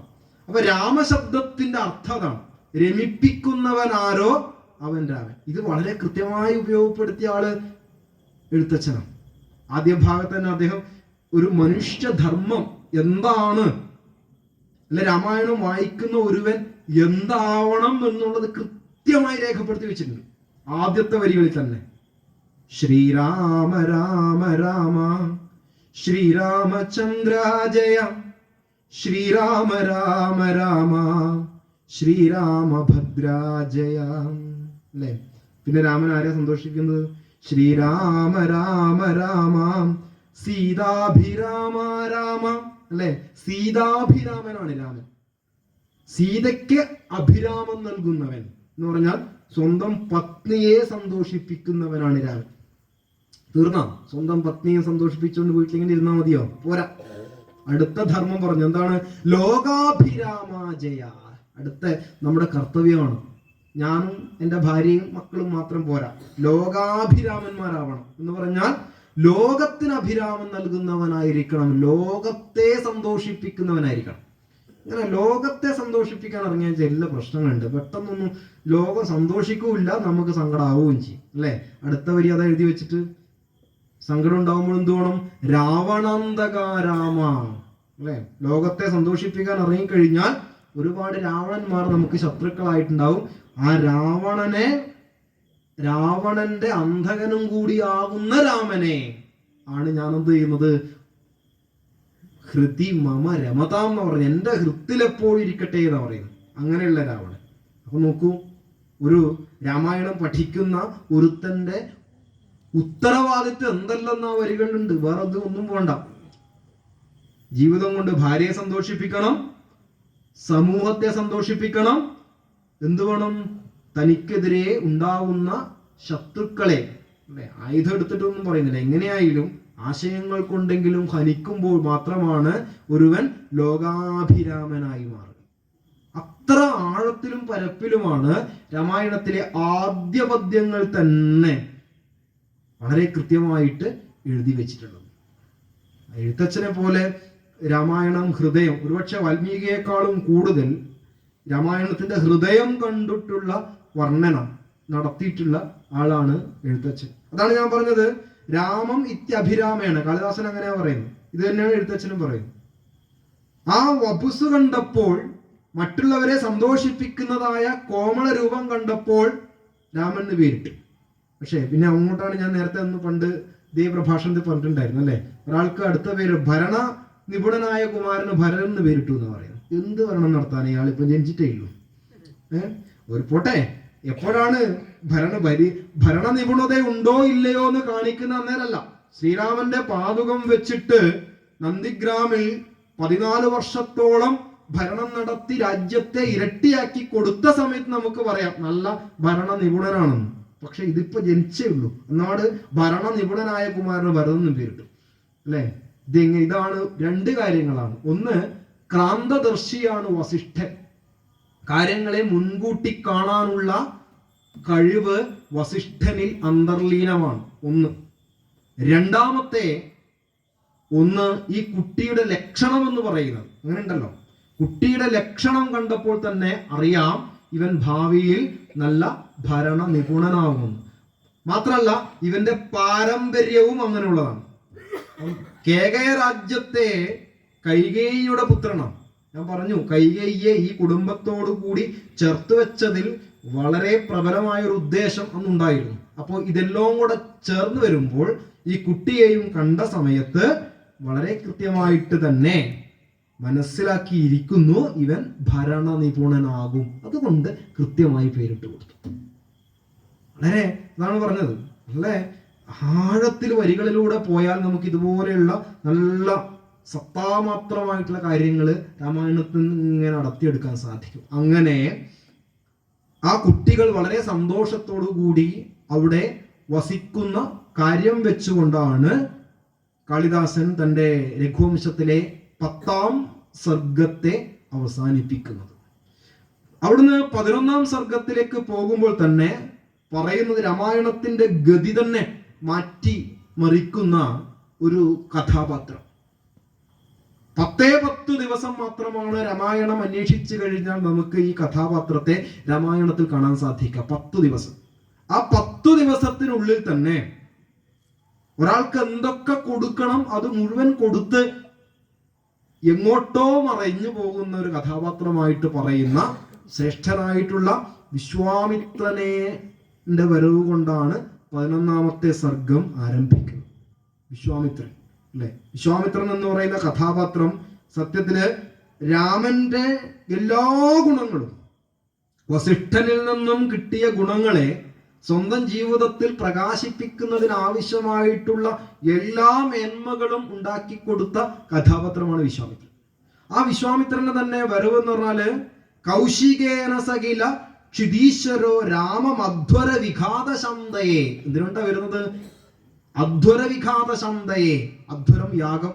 ആ യാഗത്തിന് വിഘ്നം സൃഷ്ടിക്കുന്ന മാരീച സുബാഹാദുക്കളെ തുടങ്ങിയ രാക്ഷസന്മാരെ നിഗ്രഹിക്കുവാൻ വേണ്ടിയിട്ട് തൻ്റെ കയ്യിൽ അമൂല്യമായ അസ്ത്രങ്ങളുടെ നിധി ഉണ്ടായിട്ടും എന്നാൽ താൻ യാഗം ദീക്ഷിക്കുന്ന സമയത്ത്, വ്രതം നോക്കുന്ന സമയത്ത് ബുദ്ധി ക്രോധത്തിലേക്ക് പോകുവാൻ പാടില്ല എന്നും വധം പാടില്ല എന്നും നിശ്ചയിച്ചിരിക്കുന്നതായി കൗശികൻ ആരെ അന്വേഷിച്ച് കാകപക്ഷധരമേത്യ യാചിത അല്ലെ. ഈ ചെറിയ കുട്ടികളുടെ മുടിയാണ് കാകപക്ഷധരം എന്ന് പറയാം അല്ലെ. മുടി നന്നായി മടഞ്ഞ് കെട്ടിവെച്ചിട്ടുള്ള ആ കുട്ടിയെ അന്വേഷിച്ചു എന്ന് പറയും. അപ്പോൾ അവിടെ രാമനെ അന്വേഷിച്ചുകൊണ്ട് വരുന്നതായ വരവാണ് അല്ലെ. തേജസ്സുകൾക്ക് തേജസാംഹി ന വയസ്സമീക്ഷ്യത്തെ എന്നാണ് പറയുന്നത്. തേജസ് കൂടുതലുള്ള ആൾക്കാർക്ക് എന്തില്ല, അവരുടെ വയസ്സിനെ പരിഗണിക്കേണ്ട ആവശ്യമില്ല. ഈ കുട്ടിക്ക് അത്യധികമായ കഴിവുകളുള്ളവനാണെന്ന് അല്ലെ. ചെറിയ കുട്ടികൾ പോലും യുക്തമായിട്ടുള്ള കാര്യങ്ങൾ പറഞ്ഞാൽ അതിനെ സ്വീകരിക്കണം നമ്മൾ. ബാലാദപി ഗൃഹീതവ്യം യുക്തമുക്തം മനീഷിഭീനം രവേര വിഷയേക്കിംന അല്ലെ. സൂര്യനില്ലാത്ത സമയത്ത് പ്രദീപസ്യ പ്രകാശനം, ചെറിയ വിളക്കായിരിക്കും നമുക്ക് വെളിച്ചം നൽകുക. ചെറിയ വിളക്ക്. എപ്പോഴും സൂര്യൻ ആകാശത്ത് ഉണ്ടാവണമെന്നൊന്നുമില്ല. സൂര്യനെ മാത്രം ആശ്രയിച്ചിട്ട് സൂര്യൻ പോയി കഴിഞ്ഞാൽ ഒരുപക്ഷെ നമുക്ക് ഈ വെളിച്ചം കാട്ടിത്തരും എന്താണ്? ചെറിയ വിളക്കാണ്. അതുകൊണ്ട് ചെറിയ കുട്ടികൾ അവര് പറയുന്നത് പോലും നമ്മൾ മുഖവിലക്ക് എടുക്കണം എന്നാ പറയാ. അങ്ങനെ ഉണ്ടല്ലോ ഒരാള് ഒരു റോഡിന്റെ സൈഡിൽ പിന്നെന്താണ് ടയർ പഞ്ചറായിട്ട് അത് എടുത്തിടുകയായിരുന്നു. അതിന്റെ ബോൾട്ടൊക്കെ എടുത്ത് അയച്ച് നിലത്തിട്ട് പിന്നെ നോക്കുന്ന സമയത്ത് എന്ത് സംഭവിച്ചു വെച്ചാൽ ഇതിന്റെ 4 ബോൾട്ട് ഉരുണ്ട് എവിടെയോ ഈ പിന്നെ ഓവുചാലിൽ എവിടെയോ പോയി. പാവം തലയിലും കൈ വെച്ച് ഇങ്ങനെ ഇരിക്കുക. അപ്പം അതിലൂടെ ഒരു കുട്ടി വന്നു. കുട്ടി ചോദിച്ചു, എന്താ ചാച്ചി വരുമെന്ന് ചോദിച്ചു. ഞാൻ പറഞ്ഞു എൻ്റെ അല്ലെ മൈൻഡ് ചെയ്യുന്നില്ല. ഇങ്ങനെ കുട്ടി അല്ല എന്നോട് പറഞ്ഞോട് ചോദിച്ചു, നീ ഇപ്പം കേട്ടിട്ട് കാര്യം എന്ന് പറഞ്ഞു. ആദ്യം തോണ്ടിക്കൊണ്ട് ചോദിച്ചു, നിങ്ങൾ പറ എന്നാലും നമുക്ക് നോക്കാലോ. അപ്പൊ ഈ കുട്ടികൾ പറയുന്നതിനോടൊന്നും നമുക്കില്ല. ഞാൻ പറഞ്ഞു ഏറ്റവും കൂടുതൽ അവരുടെ വ്യക്തിത്വം രൂപപ്പെടുന്ന സമയമാണ് ആദ്യത്തെ 5 വയസ്സ്. നമ്മൾ വളരെ ശ്രദ്ധിക്കണം. 5 വയസ്സ് വരെ നമ്മൾ കുട്ടികളെ വളർത്തുന്നുണ്ട്, ബാക്കി അവർ വളർന്നു. ആ സമയത്ത് എന്താണ് ലാളയത് പഞ്ചവർഷമാണ് അല്ലെ. അല്ലെങ്കിൽ ലാളയത് രാജാവിനെ പോലെ വളർത്തണമെന്നാണ് 5 വർഷം. ആദ്യത്തെ 5 വയസ്സേ രാജാവാണ്. രാജാവ് പറഞ്ഞാൽ നമ്മൾ അനുസരിക്കണം. എന്തും ഏത് കാര്യത്തിനും അവരങ്ങ് വിട്ടേക്കണം. 5 വയസ്സ് വരെ ലാളയത് പഞ്ചവർഷമാണ്. ആ സമയത്ത് ഒരു റെസ്ട്രിക്ഷനും ഇല്ല. എന്ത് കുരുത്തക്കെട്ട് കാണിച്ചാൽ അതിന്റെ കൂടെ നമ്മളും കളിച്ചുകൂടാം. ദശവർഷമാണ് ഈ താടയും. പിന്നെ അവിടുന്ന് 10 കൊല്ലം അത്യാവശ്യം ഓരോന്ന് കൊടുക്കണം. 15 വർഷം വരെ. 15 വയസ്സ് വരെ കുട്ടികളെ അടിച്ചു വളർത്തണം തന്നെയാണ് നമ്മുടെ പുരാണങ്ങൾ പറയുന്നത്.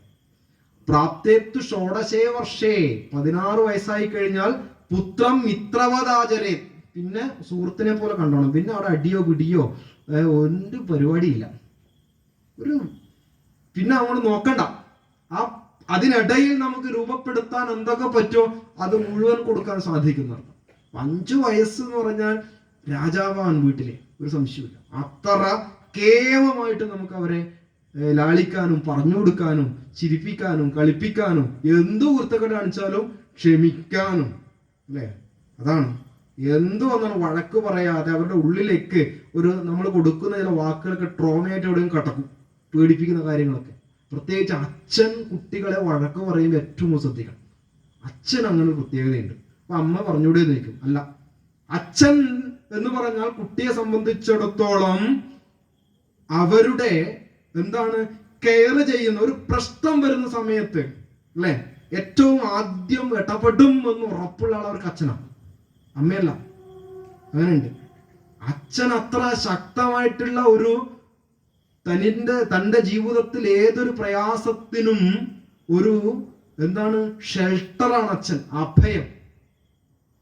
ഒരുപക്ഷെ നമ്മുടെ വീട്ടിൽ ഏറ്റവും കൂടുതൽ കുട്ടികളെ വഴക്ക് പറയുന്ന അമ്മമാരായിരിക്കും, പക്ഷെ ഒന്നും യേശൂല, അവർക്ക് ഒന്നും യേശൂല. പക്ഷെ അച്ഛനൊന്ന് നോക്കിയാൽ മതി, പകുതിയാവും കുട്ടി. അതുകൊണ്ട് അച്ഛൻ എന്ന് പറയുന്നത് അവരുടെ വാക്കുകൾക്ക് പൊതുവെ കുട്ടി നൽകുന്ന വില വേറെയാണ്. അപ്പൊ നമ്മൾ എന്ത് ചെയ്യാൻ പാടില്ല അതിനെ, അല്ലെ? പൊതുവെ നമ്മൾ അച്ഛനവന് പേടി പറഞ്ഞാൽ നമ്മൾ 2 പേടിപ്പിക്കാൻ കൂടുതൽ നിൽക്കും.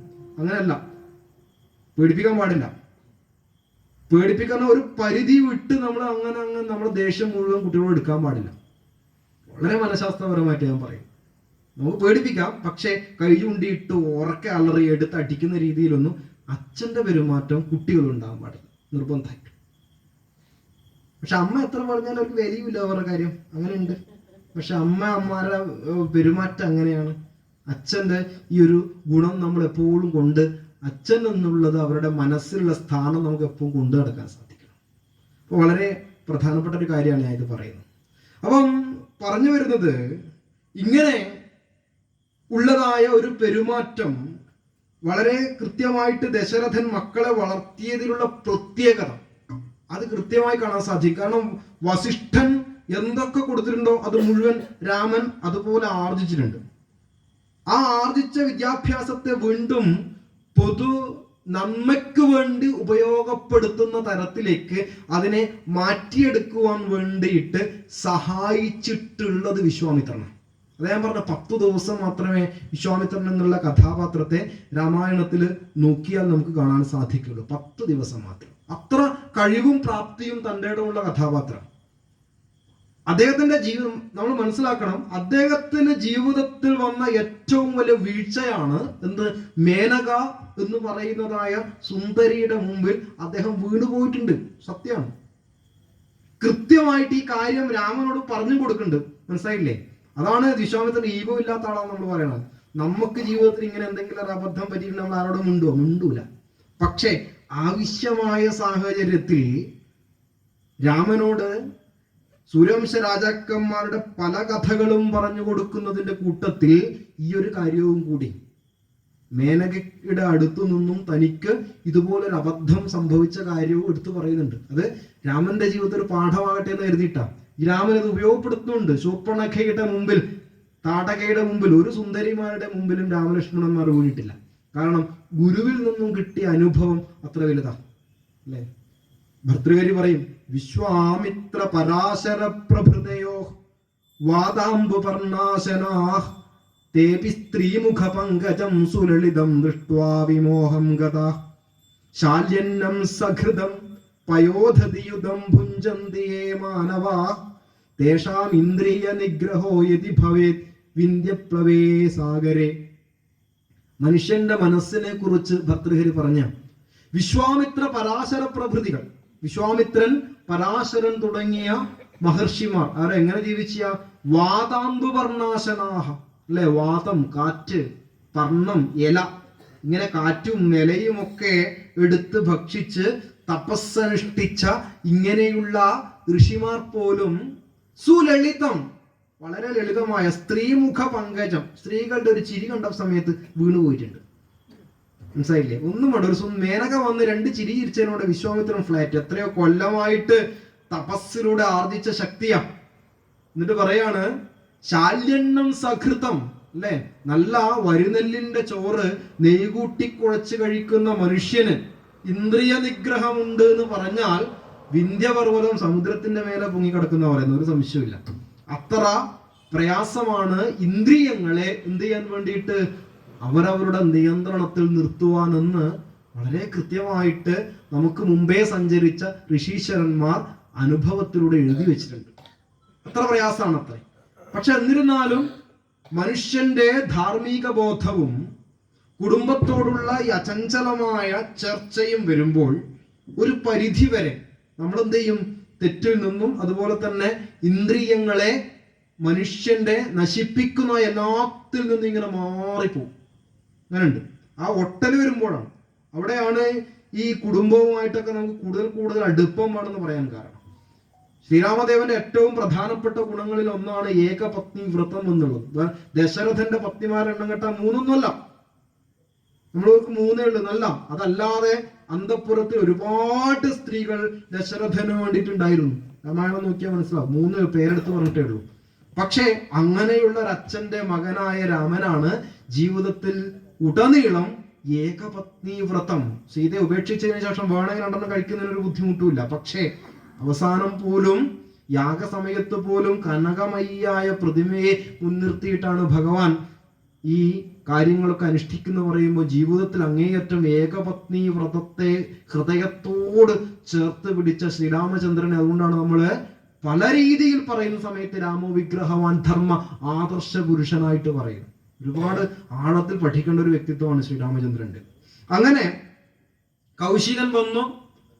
ആ പ്രയാസങ്ങളും ബുദ്ധിമുട്ടുകളും ഒക്കെ ദശരഥൻ, ആ കഥയൊക്കെ ഞാൻ അധികം നീട്ടി പറയുന്നില്ല, ദശരഥനോട് തന്റെ ഇംഗിതം അറിയിച്ചപ്പോൾ ആദ്യം തന്നെ ദശരഥൻ വാക്ക് കൊടുക്കുന്നുണ്ടല്ലേ, എന്ത് വേണമെങ്കിലും ആവശ്യപ്പെട്ടോ ഞാൻ തരാന്നാ പറയുന്നത്.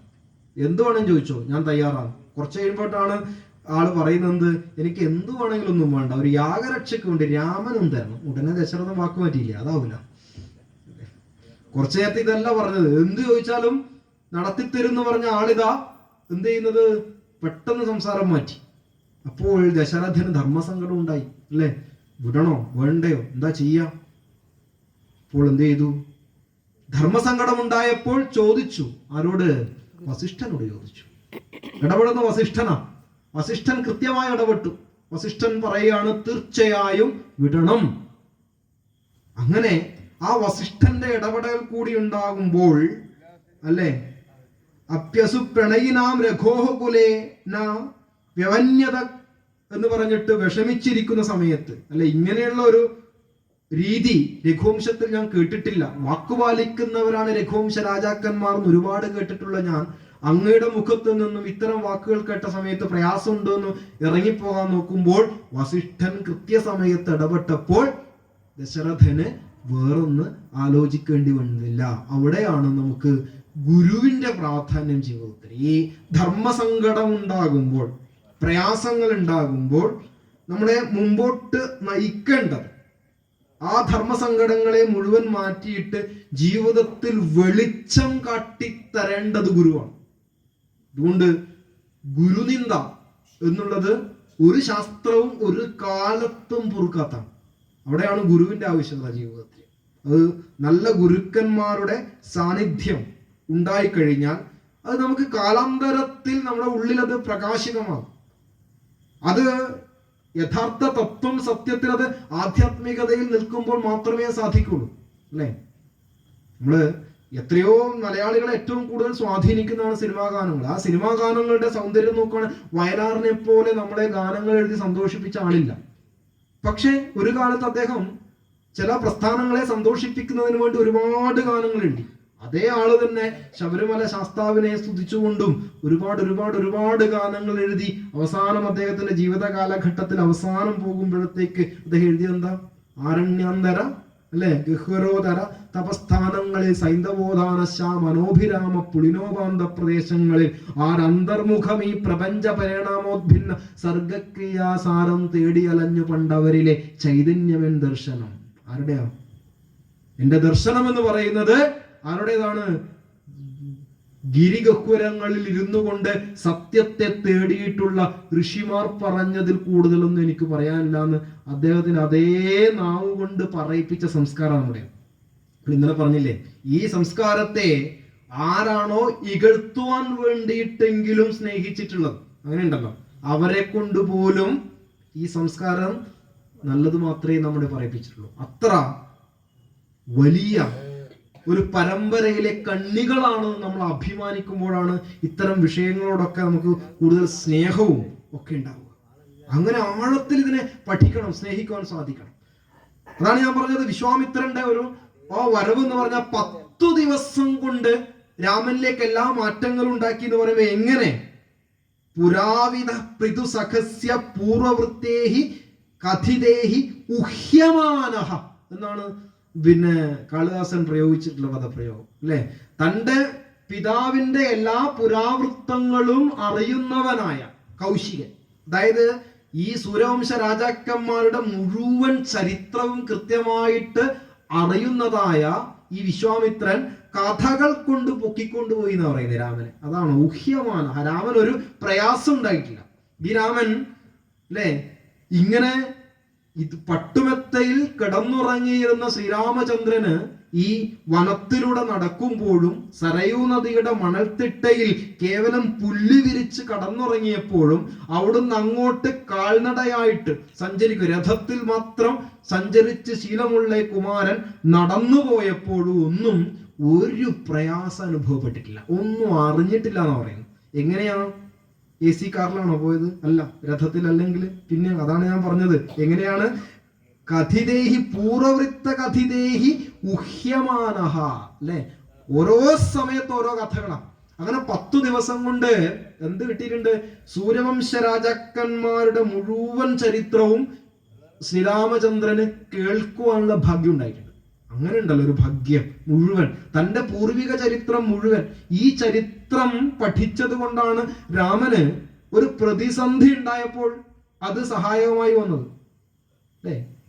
അതുകൊണ്ടാണ് പിറ്റേന്ന് വനത്തിലേക്ക് രാമൻ പോകണമെന്ന് നിശ്ചയിച്ച സമയത്ത്, തലേന്ന് രാജാവാകാൻ സ്വപ്നം കണ്ട ശ്രീരാമചന്ദ്രൻ പിറ്റേന്ന് വനത്തിലേക്ക് പോകണമെന്ന് ആ ഒരു ഇടിത്തി പോലെയുള്ള വാക്കുകൾ കേൾക്കേണ്ടി വന്നപ്പോഴും അവിടെ രാമൻ പറയുന്നുണ്ടല്ലോ, ഇന്നതിനെന്തോ ഒരു വൈഷമ്യമായതു ചെയ്കഭിഷേകം ഭരതനു ഞാനിനി വൈകാതെ പോവൻ വനത്തിനു മാതാവേ എന്തിതെന്നോട് ചൊല്ലാഞ്ഞു പിതാവതു രാജ്യത്തെ രക്ഷിപ്പതിന്നു മതിയവൻ രാജ്യമുപേക്ഷിപ്പതിന്നു ഞാനും മതി ദണ്ഡമത്രേ രാജ്യഭാരം വഹിപ്പതു ദണ്ഡകവാസത്തിനേറ്റം എളുതല്ലോ സ്നേഹമെന്നെ കുറിച്ചേറും അമ്മയ്ക്കും അദ്ദേഹമാത്രം ഭരിക്കുന്നു വിധിക്കയാൽ ആകാശഗംഗയെ പാതാള ലോകത്തു വേഗേന കൊണ്ടുചെന്നാക്കി ഭഗീരഥൻ തൃപ്തി വരുത്തി പിതൃക്കൾക്ക് പൂർവ്വം തൃപ്തനാക്കിയിടിനാൻ താതനു തന്നുടെ യൗവനം നൽകി ജരാനരയും വാങ്ങി അല്പമായുള്ള ഒരു കാര്യം നിരൂപിച്ചു മൽപിതാ ദുഃഖിപ്പതിനില്ല അവകാശം. അവസാനത്തെ രണ്ടുപേര് അല്പമായുള്ള ഒരു കാര്യം നിരൂപിച്ചു എന്ന് പറഞ്ഞ രാമൻ. ഇത്രയും ചെറിയ കാര്യം എന്നോട് പറയാനാണോ അച്ഛൻ ഇങ്ങനെ ദുഃഖിക്കുന്നത്? അതിനു മുമ്പ് പറഞ്ഞ 2 കാര്യങ്ങൾ ശ്രദ്ധിച്ച്.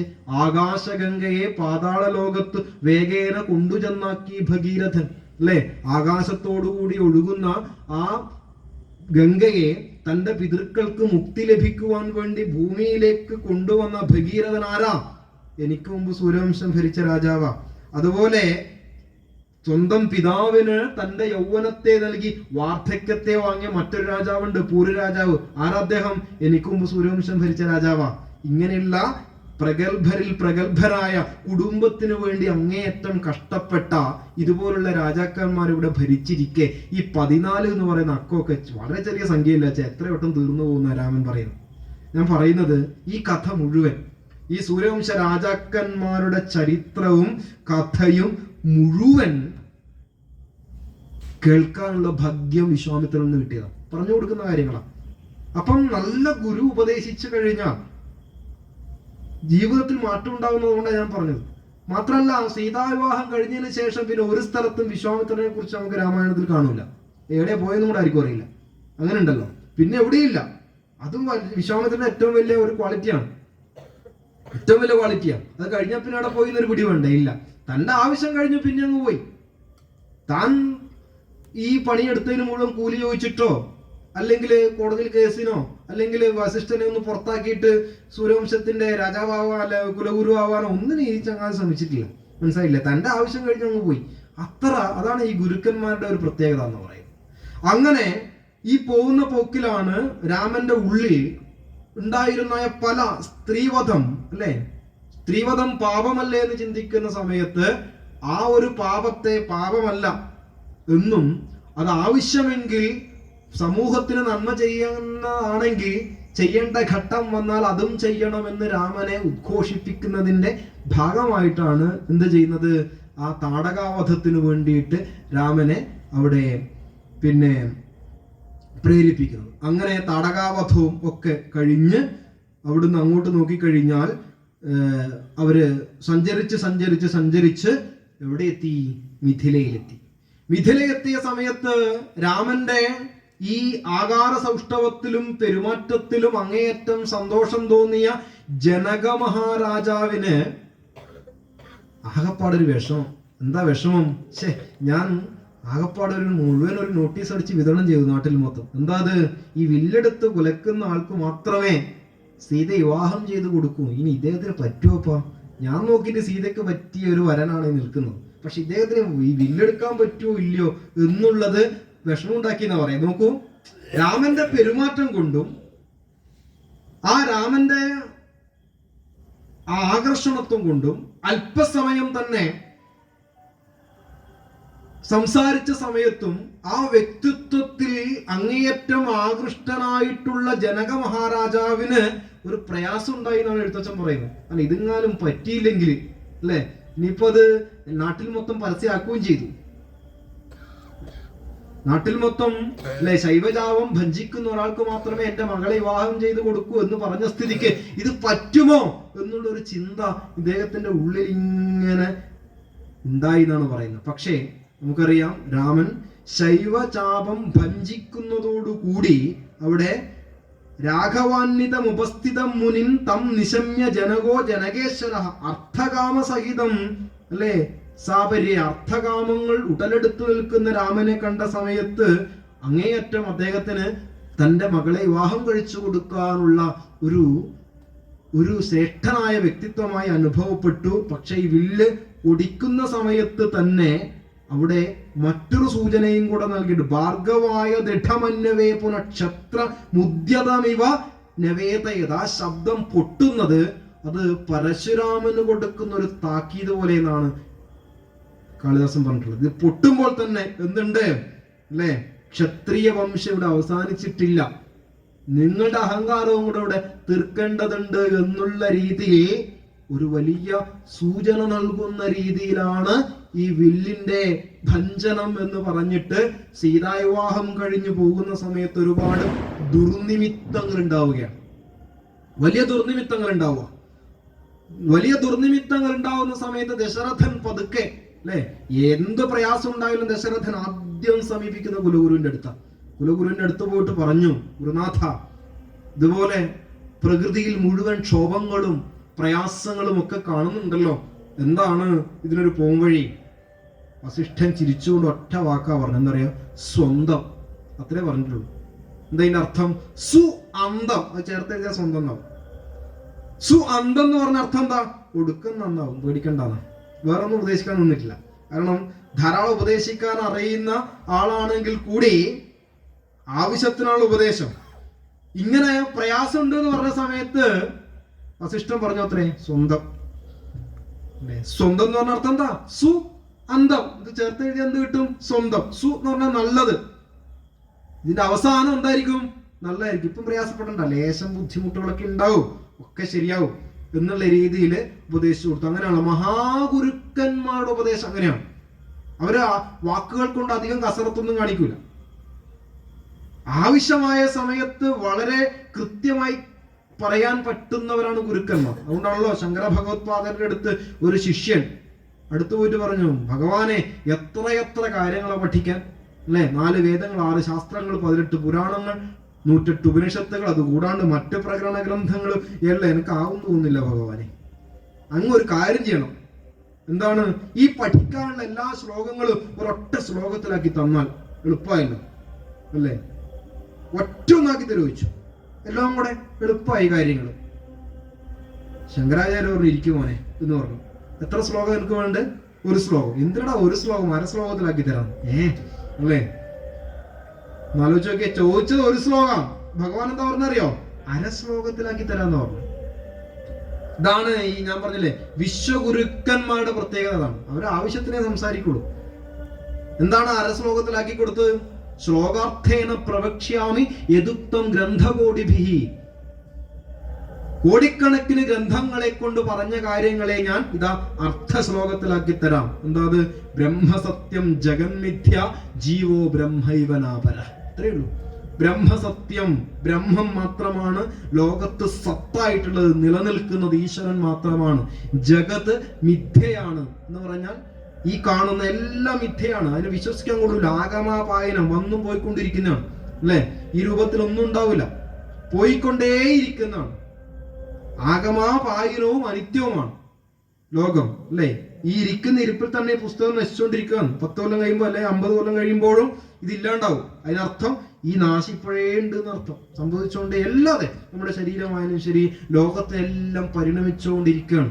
പരിണമിക്കാതിരിക്കുന്നത് കൂടസ്ഥവും അജലവും ധ്രുവവുമായിട്ടുള്ള ഒന്നേ ഉള്ളൂ, അത് ഈശ്വര തത്വം മാത്രം. ജീവോ ബ്രഹ്മൈവ നാപര. എല്ലാ ജീവനും, എല്ലാം ലോകത്തുള്ള സകല ചരാചരങ്ങൾ എന്താണ്? ഈശ്വരൻ തന്നെയാണ്, നാപരഹ, മറ്റൊന്നില്ല. ഇതാണ് ശങ്കര ഭഗവത്പാദർ ശിഷ്യന് കൊടുത്ത മറുപടി. ഇതിന്റെ വ്യാഖ്യാനമാണ് നമ്മൾ കണ്ടിട്ടുള്ള എല്ലാ ഗ്രന്ഥങ്ങളും. ലോകത്ത് നമ്മൾ ഏതൊക്കെ ഗ്രന്ഥങ്ങൾ പരിശീലിക്കുന്നുണ്ടോ, ഏതൊക്കെ ഗ്രന്ഥങ്ങൾ കാണുന്നുണ്ടോ, പഠിക്കുന്നുണ്ടോ, ഇതിന്റെ വ്യാഖ്യാനം ഏത്? ബ്രഹ്മസത്യം ജഗന്മിഥ്യ. 4 വേദങ്ങൾ, തത്വമസി, അയമാത്മാ ബ്രഹ്മ, അഹം ബ്രഹ്മാസ്മി തുടങ്ങിയ വാക്യങ്ങൾ കൊണ്ട് പറഞ്ഞു തരുന്ന ഇത് തന്നെയാണ് അല്ലെ? ശിക്ഷാകൽപ്പം, നിരുക്തം, ജ്യോതിഷം, ഛന്ദസ്, വ്യാകരണം, 6 ശാസ്ത്രങ്ങൾ കൊണ്ടും പറഞ്ഞു തരുന്ന ഇത് തന്നെയാണ്. 18 പുരാണങ്ങൾ എടുത്ത് പരിശോധിച്ചു കഴിഞ്ഞാലും ഇതേ പറയാനുള്ളൂ.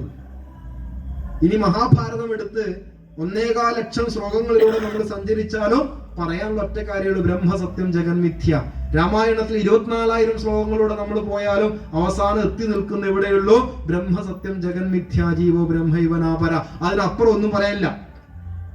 ഈ വാക്യത്തെ വ്യാഖ്യാനിക്കാൻ വേണ്ടിയിട്ടുള്ളതാണ് ഈ ഗ്രന്ഥങ്ങൾ മുഴുവൻ.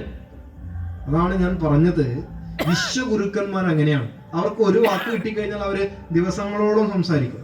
എന്നാൽ ഇതിനെ മുഴുവനായിട്ട് എന്ത് ചെയ്യും? വേണമെങ്കിൽ ചുരുക്കി ഒറ്റ ശ്ലോകമാക്കി അവതരിപ്പിക്കാൻ ഒരു പ്രയാസവുമില്ല. അർത്ഥ ശ്ലോകങ്ങൾ കൊണ്ട് ഈ സനാതന ധർമ്മത്തെ മുഴുവൻ വ്യാഖ്യാനിച്ച ആളാണ് ശങ്കരാചാര്യർ. അർത്ഥ ശ്ലോകങ്ങൾ കൊണ്ട് മനസ്സിലാക്കണം അദ്ദേഹത്തിന്റെ ആ ബുദ്ധിയുടെ അല്ലെ? ഇതേ ശങ്കര ഭഗവത്പാദരാണ് എന്ത് ചെയ്തിട്ടുള്ളത്? നമുക്ക് മുമ്പിലേക്ക് ഉപനിഷത്തുകൾ, 10 പ്രധാനപ്പെട്ട ഉപനിഷത്തുകൾ വ്യാഖ്യാനിച്ചു തന്നിട്ടുള്ളത്. ബ്രഹ്മസത്യം ജഗന്മിഥ്യ എന്ന് പറഞ്ഞ അതേ ശങ്കരാചാര്യ തന്നെയാണ് 555 സൂത്രങ്ങളുള്ള ബ്രഹ്മസൂത്രത്തിന് വ്യാഖ്യാനം രചിച്ചു തന്നിട്ടുള്ളത്. ഇതേ ശങ്കരാചാര്യനാണ് സർവ്വ വേദാന്ത സിദ്ധാന്ത സാര സംഗ്രഹഭൂതമായിട്ടുള്ള ഭഗവത്ഗീതയ്ക്ക് ഭാഷ്യം രചിച്ചു തന്നിട്ടുള്ളത്. ഇതേ ശങ്കരാചാര്യനാണ് ആയിരക്കണക്കിന് ശ്ലോകങ്ങൾ കൊണ്ട് നമ്മുടെ മുമ്പിലേക്ക് ഈശ്വര തത്വത്തെ നിരന്തരമായി പറഞ്ഞു തന്നിട്ടുള്ളത്. ഇതേ ശങ്കരാചാര്യനാണ് സാധാരണക്കാർക്ക് പോലും ഈശ്വരനിലേക്ക് കയറുവാൻ ആവശ്യമായ ഒരുപാട് ദേവീ സ്തുതികളും അതുപോലെ തന്നെ നാരായണ സ്തുതികളും ഒക്കെ രചിച്ചു തന്നിട്ടുള്ളത്. പക്ഷേ ഒന്ന് മാത്രമേ അദ്ദേഹത്തിന് പറയാനുള്ളൂ, ഒന്ന് മാത്രം. അദ്വൈതം. രണ്ടില്ല എന്ന് പറഞ്ഞാൽ 3 ഉണ്ടോ എന്ന് ചോദിക്കരുത്, ഒന്ന് മാത്രം അല്ലെ? 2 പറഞ്ഞാൽ പിന്നെ 3 ഉണ്ടോ എന്നുള്ള ചോദ്യം ഉണ്ടല്ലോ. ഓക്കെ, അതാണ് ഞാൻ പറഞ്ഞത്. അത്ര വസിഷ്ഠന് അധികമൊന്നും ഈ കാര്യത്തിൽ സംസാരിക്കാനില്ല. എന്താണ് ഇത്രേ എനിക്ക് പറയാനുള്ളൂ എന്ന് പറഞ്ഞു. പക്ഷേ പിന്നീട് അങ്ങോട്ട് നോക്കുകയാണെങ്കിൽ നമുക്കറിയാം പരശുരാമനുമായിട്ട് അതിഭീകരമായ യുദ്ധം നടക്കുന്ന സാഹചര്യങ്ങളൊക്കെ ഉണ്ട്.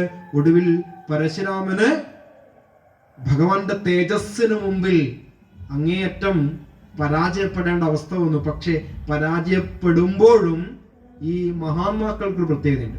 തോറ്റു കഴിഞ്ഞാൽ ഒരു തോൽവി സമ്മതിക്കും. ഇന്ന് ഏറ്റവും പ്രയാസമുള്ള കാര്യം അതാണ്. എന്ത്? തോൽവി അങ്ങ് സമ്മതിക്കാൻ മനസ്സനുവദിക്കൂല. അതിന് ഏറ്റവും നല്ല ശതമാനത്തിന്റെ കണക്ക് നിരത്തുന്നത്. അതൊന്നും ഞാൻ കൂടുതൽ പറയുന്നില്ല. അപ്പൊ എന്താണ്? ജയവിപര്യേഹ അഭിശ്ലാഘ്യ. ഇതാണ് പരശുരാമൻ അങ്ങനെ പറയുന്നത്. അതായത് ശതമാനവും നിരത്താൻ അദ്ദേഹം നിന്നിട്ടില്ല. അല്ലെ? ഇത്ര ശതമാനം ജയിച്ചു, അത്ര ശതമാനം തോറ്റു എന്നൊന്നുമില്ല. ജയ വിപര്യേഹ അഭിശാഖ്യ, ഒറ്റ വാക്ക് കാര്യം പറഞ്ഞു. അങ്ങയിൽ നിന്നേറ്റ തോൽവി പോലും എനിക്ക് ശ്ലാഘ്യമാണ്. തോൽക്കുന്നുണ്ട്, അങ്ങയെപ്പോലെ ഒരാളോട് ഞാൻ തോറ്റിട്ടുള്ളത്. വളരെ സന്തോഷത്തോടു കൂടി ഞാനത് സ്വീകരിക്കുന്നു എന്ന് പറഞ്ഞിട്ട് എന്തുണ്ട്, ആ ഒരു പരശുരാമനിൽ നിന്നും അനുഗ്രഹത്തെ വാങ്ങിയിട്ട് മൈഥിലിയുടെ കരങ്ങൾ പിടിച്ചുകൊണ്ട് അയോധ്യയിലേക്ക് കയറുന്ന സമയത്ത് എല്ലാ കണ്ണുകളും അല്ലെ, ഓരോ ഗവാക്ഷങ്ങളും ഓരോ ജനലുകളും എന്തുണ്ട്, കൂവളപ്പൂക്കൾ കൊണ്ട് ശോഭിച്ചു എന്ന് പറയാം. എന്താ ഉദ്ദേശിച്ചത്? നല്ല സുന്ദരമായ കണ്ണുകളാണ് അവിടെ ഉദ്ദേശിച്ചിട്ടുള്ളത് കാളിദാസൻ. എല്ലാവരും ജനൽ തുറന്നിട്ട് സീതയുടെ ആ വരവിനെയും കാത്തുകൊണ്ട് ഇങ്ങനെ നോക്കുകയാണ്. അങ്ങനെ വളരെ സന്തോഷത്തോടു കൂടി ഭഗവാൻ തൻ്റെ പത്നിയോട് കൂടിയിട്ട്, സീതയോട് കൂടിയിട്ട്, ഭയങ്കര ശബ്ദമാണല്ലേ, പത്നിയോട് ചേർന്നുകൊണ്ട് വരുന്നതായ ഒരു രംഗത്തെ വെച്ചുകൊണ്ട് അതോടൊപ്പം ആ അയോധ്യയിൽ ഭംഗിയായിട്ട് എല്ലാ കാര്യങ്ങളും നടക്കുന്ന, യുദ്ധമില്ലാത്ത സ്ഥലം എന്നാണ് അയോധ്യ എന്ന വാക്കിന്റെ അർത്ഥം അല്ലെ? യുദ്ധമില്ലാത്ത സ്ഥലം എന്ന് പറഞ്ഞാൽ നമ്മുടെ മനസ്സാണ്. ആ മനസ്സിലെ എല്ലാ വൃത്തികളും അടങ്ങുമ്പോഴാണ് യുദ്ധമില്ലാത്ത അവസ്ഥ ഉണ്ടാവുക. അവിടെ ശ്രീരാമചന്ദ്രൻ എന്ന് പറഞ്ഞാൽ സാക്ഷാൽ പരമാത്മാവാണ്, സീതാദേവി ബ്രഹ്മവിദ്യയുമാണ്. രാമായണം എന്തെന്ന് ചോദിച്ചാൽ ബ്രഹ്മവിദ്യ നഷ്ടപ്പെടുന്നു, പരമാത്മാവിന് വീണ്ടും അതിനെ ഏറ്റെടുക്കുന്നു, അതിനു വേണ്ടി സഹായിക്കുന്ന കഥാപാത്രങ്ങളാണ് ബാക്കി എല്ലാവരും. അങ്ങനെ വളരെ ആഴത്തിൽ ആധ്യാത്മികമായിട്ട് കൃത്യമായി വ്യാഖ്യാനിക്കാൻ പറ്റുന്ന ഒരു മുഖവും കൂടി തുറന്നു വെച്ചിട്ടാണ് കാളിദാസൻ ഇതിനെ മുമ്പോട്ട് കൊണ്ടുപോകുന്നത്. ഇതേ വ്യാഖ്യാന രീതിയാണ് എഴുത്തച്ഛനും സ്വീകരിച്ചിട്ടുള്ളത്. ആധ്യാത്മികമായി മനുഷ്യനിലേക്ക് എങ്ങനെ ഉണർവും ഉയരും നൽകാം എന്നുള്ള കൃത്യമായ പാഠങ്ങൾ രാമായണം നമുക്ക് തരുന്നുണ്ട്. അങ്ങനെ 11 വരെയുള്ള സർഗങ്ങൾ നമ്മൾ പറഞ്ഞു തീർന്നിട്ടുണ്ട്. ഇനി 12, 13, 14, 15 4 സർഗങ്ങൾ കാളിദാസൻ പറഞ്ഞ രീതി അനുസരിച്ച് നമുക്ക് പറഞ്ഞു തീർക്കാനുണ്ട്. 4 സർഗങ്ങൾ നമുക്ക് നാളെ ഒന്നൊരു ഓട്ടപ്രദക്ഷിണത്തിലൂടെ, അതിൽ പ്രധാനമായും സീതാപരിത്യാഗവും കാര്യങ്ങളൊക്കെ വരുന്നുണ്ട്. സത്യത്തിൽ രാമായണത്തില് ഈ ഭാഗം, രാമായണത്തെ ആഴത്തിൽ പഠിച്ച പണ്ഡിതന്മാർ സീതാപരിത്യാഗാദി കാര്യങ്ങൾ എന്താണ്, അത് കൂട്ടിച്ചേർത്തതാണ് എന്ന് കൃത്യമായി പറയുന്നുണ്ട്. അതിന് അവര് വളരെ ആഴത്തിലുള്ള പഠനങ്ങളും കാഴ്ചവെച്ചിട്ടുണ്ട്. രാമായണത്തിൽ ഉത്തരകാണ്ഡം മുഴുവൻ പ്രക്ഷിപ്തമാണ്. അതിന് ഒന്നാമത്തെ കാരണം, പട്ടാഭിഷേകത്തിന് ശേഷം ഭ്രാതാക്കളോടൊപ്പം ശ്രീരാമചന്ദ്രൻ 10,000 വർഷം രാജ്യം ഭരിച്ചു എന്ന് പറഞ്ഞിട്ടാണ് യുദ്ധകാണ്ഡം അവസാനിക്കുന്നത്. അങ്ങനെ എന്തെങ്കിലും ആ 10,000 വർഷത്തിനുള്ളിൽ സംഭവിച്ചിട്ടുണ്ട് എങ്കിൽ വാൽമീകി അത് അവിടെ കൃത്യമായി സൂചിപ്പിക്കുകയായിരുന്നു. പക്ഷെ അത് അവിടെ കൃത്യമായി കാണുന്നില്ല. പിന്നെ ഈ ഗ്രന്ഥത്തില് അവിടെ ഒരു ഫലശ്രുതിയുണ്ട്, ഉത്തരാമചരിതം കഴിഞ്ഞിട്ട് വേറൊരു ഫലശ്രുതിയുണ്ട്. ഒരു ഗ്രന്ഥത്തിൽ എന്തിനു വേണ്ടിയിട്ടാണ് 2 പ്രാവശ്യം ഫലശ്രുതി എന്ന് പറയുന്ന ഒരു ചോദ്യം അവിടെ കൃത്യമായിട്ട് വരുന്നുണ്ട്. മാത്രമല്ല, എല്ലാ രാക്ഷസന്മാരെയും വധിച്ചതിന് ശേഷം ഉത്തരകാണ്ഡം ആരംഭിക്കുന്ന തന്നെ രാക്ഷസോൽപത്തിയോട് കൂടിയിട്ടാണ്. അപ്പൊ അങ്ങനെ ചില ഒരുപാട് സംശയങ്ങൾ മുൻനിർത്തിക്കൊണ്ടുള്ള ഒരു കാണ്ഡമാണെന്ത് ഉത്തരകാണ്ഡം രാമായണത്തിൽ. അപ്പം ഞാൻ നേരത്തെ സൂചിപ്പിച്ചത്, ഗ്രന്ഥരൂപത്തിൽ വരാത്ത കാലഘട്ടത്തിൽ എന്തും എഴുതി ചേർക്കാനുള്ള ഒരു അവകാശം ഉണ്ട് അന്ന്. ഇന്ന് നടക്കില്ല, അന്ന് എഴുതി ചേർക്കാം. അങ്ങനെ വന്ന ആ കാവ്യ സപര്യയിൽ എവിടെയോ പണ്ഡിതന്മാർ ഒരു രാമന്റെ മേൽ അല്ലെ, രാമന്റെ വ്യക്തിത്വത്തിന്റെ മേൽ അസൂയ തോന്നിയ ചില ആൾക്കാർ വളരെ തന്ത്രപൂർവ്വം, അതായത് ശംഭുകവധമൊക്കെ അതിൻ്റെ ഇടയിൽ അങ്ങനെ വരുന്നതാണ്, അങ്ങനെ ഉള്ള ചില കാര്യങ്ങളെ മുൻനിർത്തിക്കൊണ്ട് പോകുന്നതായ ഈ കാണ്ഡം സംശയാസ്പദമായ കാണ്ഡമാണ്. പക്ഷെ കാളിദാസൻ അതിനെ ഒഴിവാക്കിയിട്ടില്ല. കവികള് അതിന്റെ ധർമ്മത്തെ മുൻനിർത്തി തന്നെ അദ്ദേഹം അതിനെയും വ്യാഖ്യാനിച്ചിട്ടുണ്ട്. അപ്പം ഉത്തരകാണ്ഡവും കൂടെ ചേർന്നിട്ടാണ് ഇത്രയും ഭാഗം നിലനിൽക്കുന്നത് എന്നുള്ളത് കൊണ്ട് അതിലെ കാര്യങ്ങൾ കൂടി നമുക്കൊന്ന് ചർച്ച ചെയ്ത് പോകണം. അത് നാളെ ഭഗവാന്റെ അനുഗ്രഹം കൊണ്ട് അതിന് തീർച്ചയായും സാധിക്കട്ടെ എന്നുകൂടി ആഗ്രഹിക്കുന്നു. സർവേ ഭവന്തു സുഖിനഃ, സർവേ സന്തു നിരാമയാഃ, സർവേ ഭദ്രാണി പശ്യന്തു, മാ കശ്ചിത് ദുഃഖഭാഗ് ഭവേത്. ഓം ശാന്തി ശാന്തി ശാന്തി.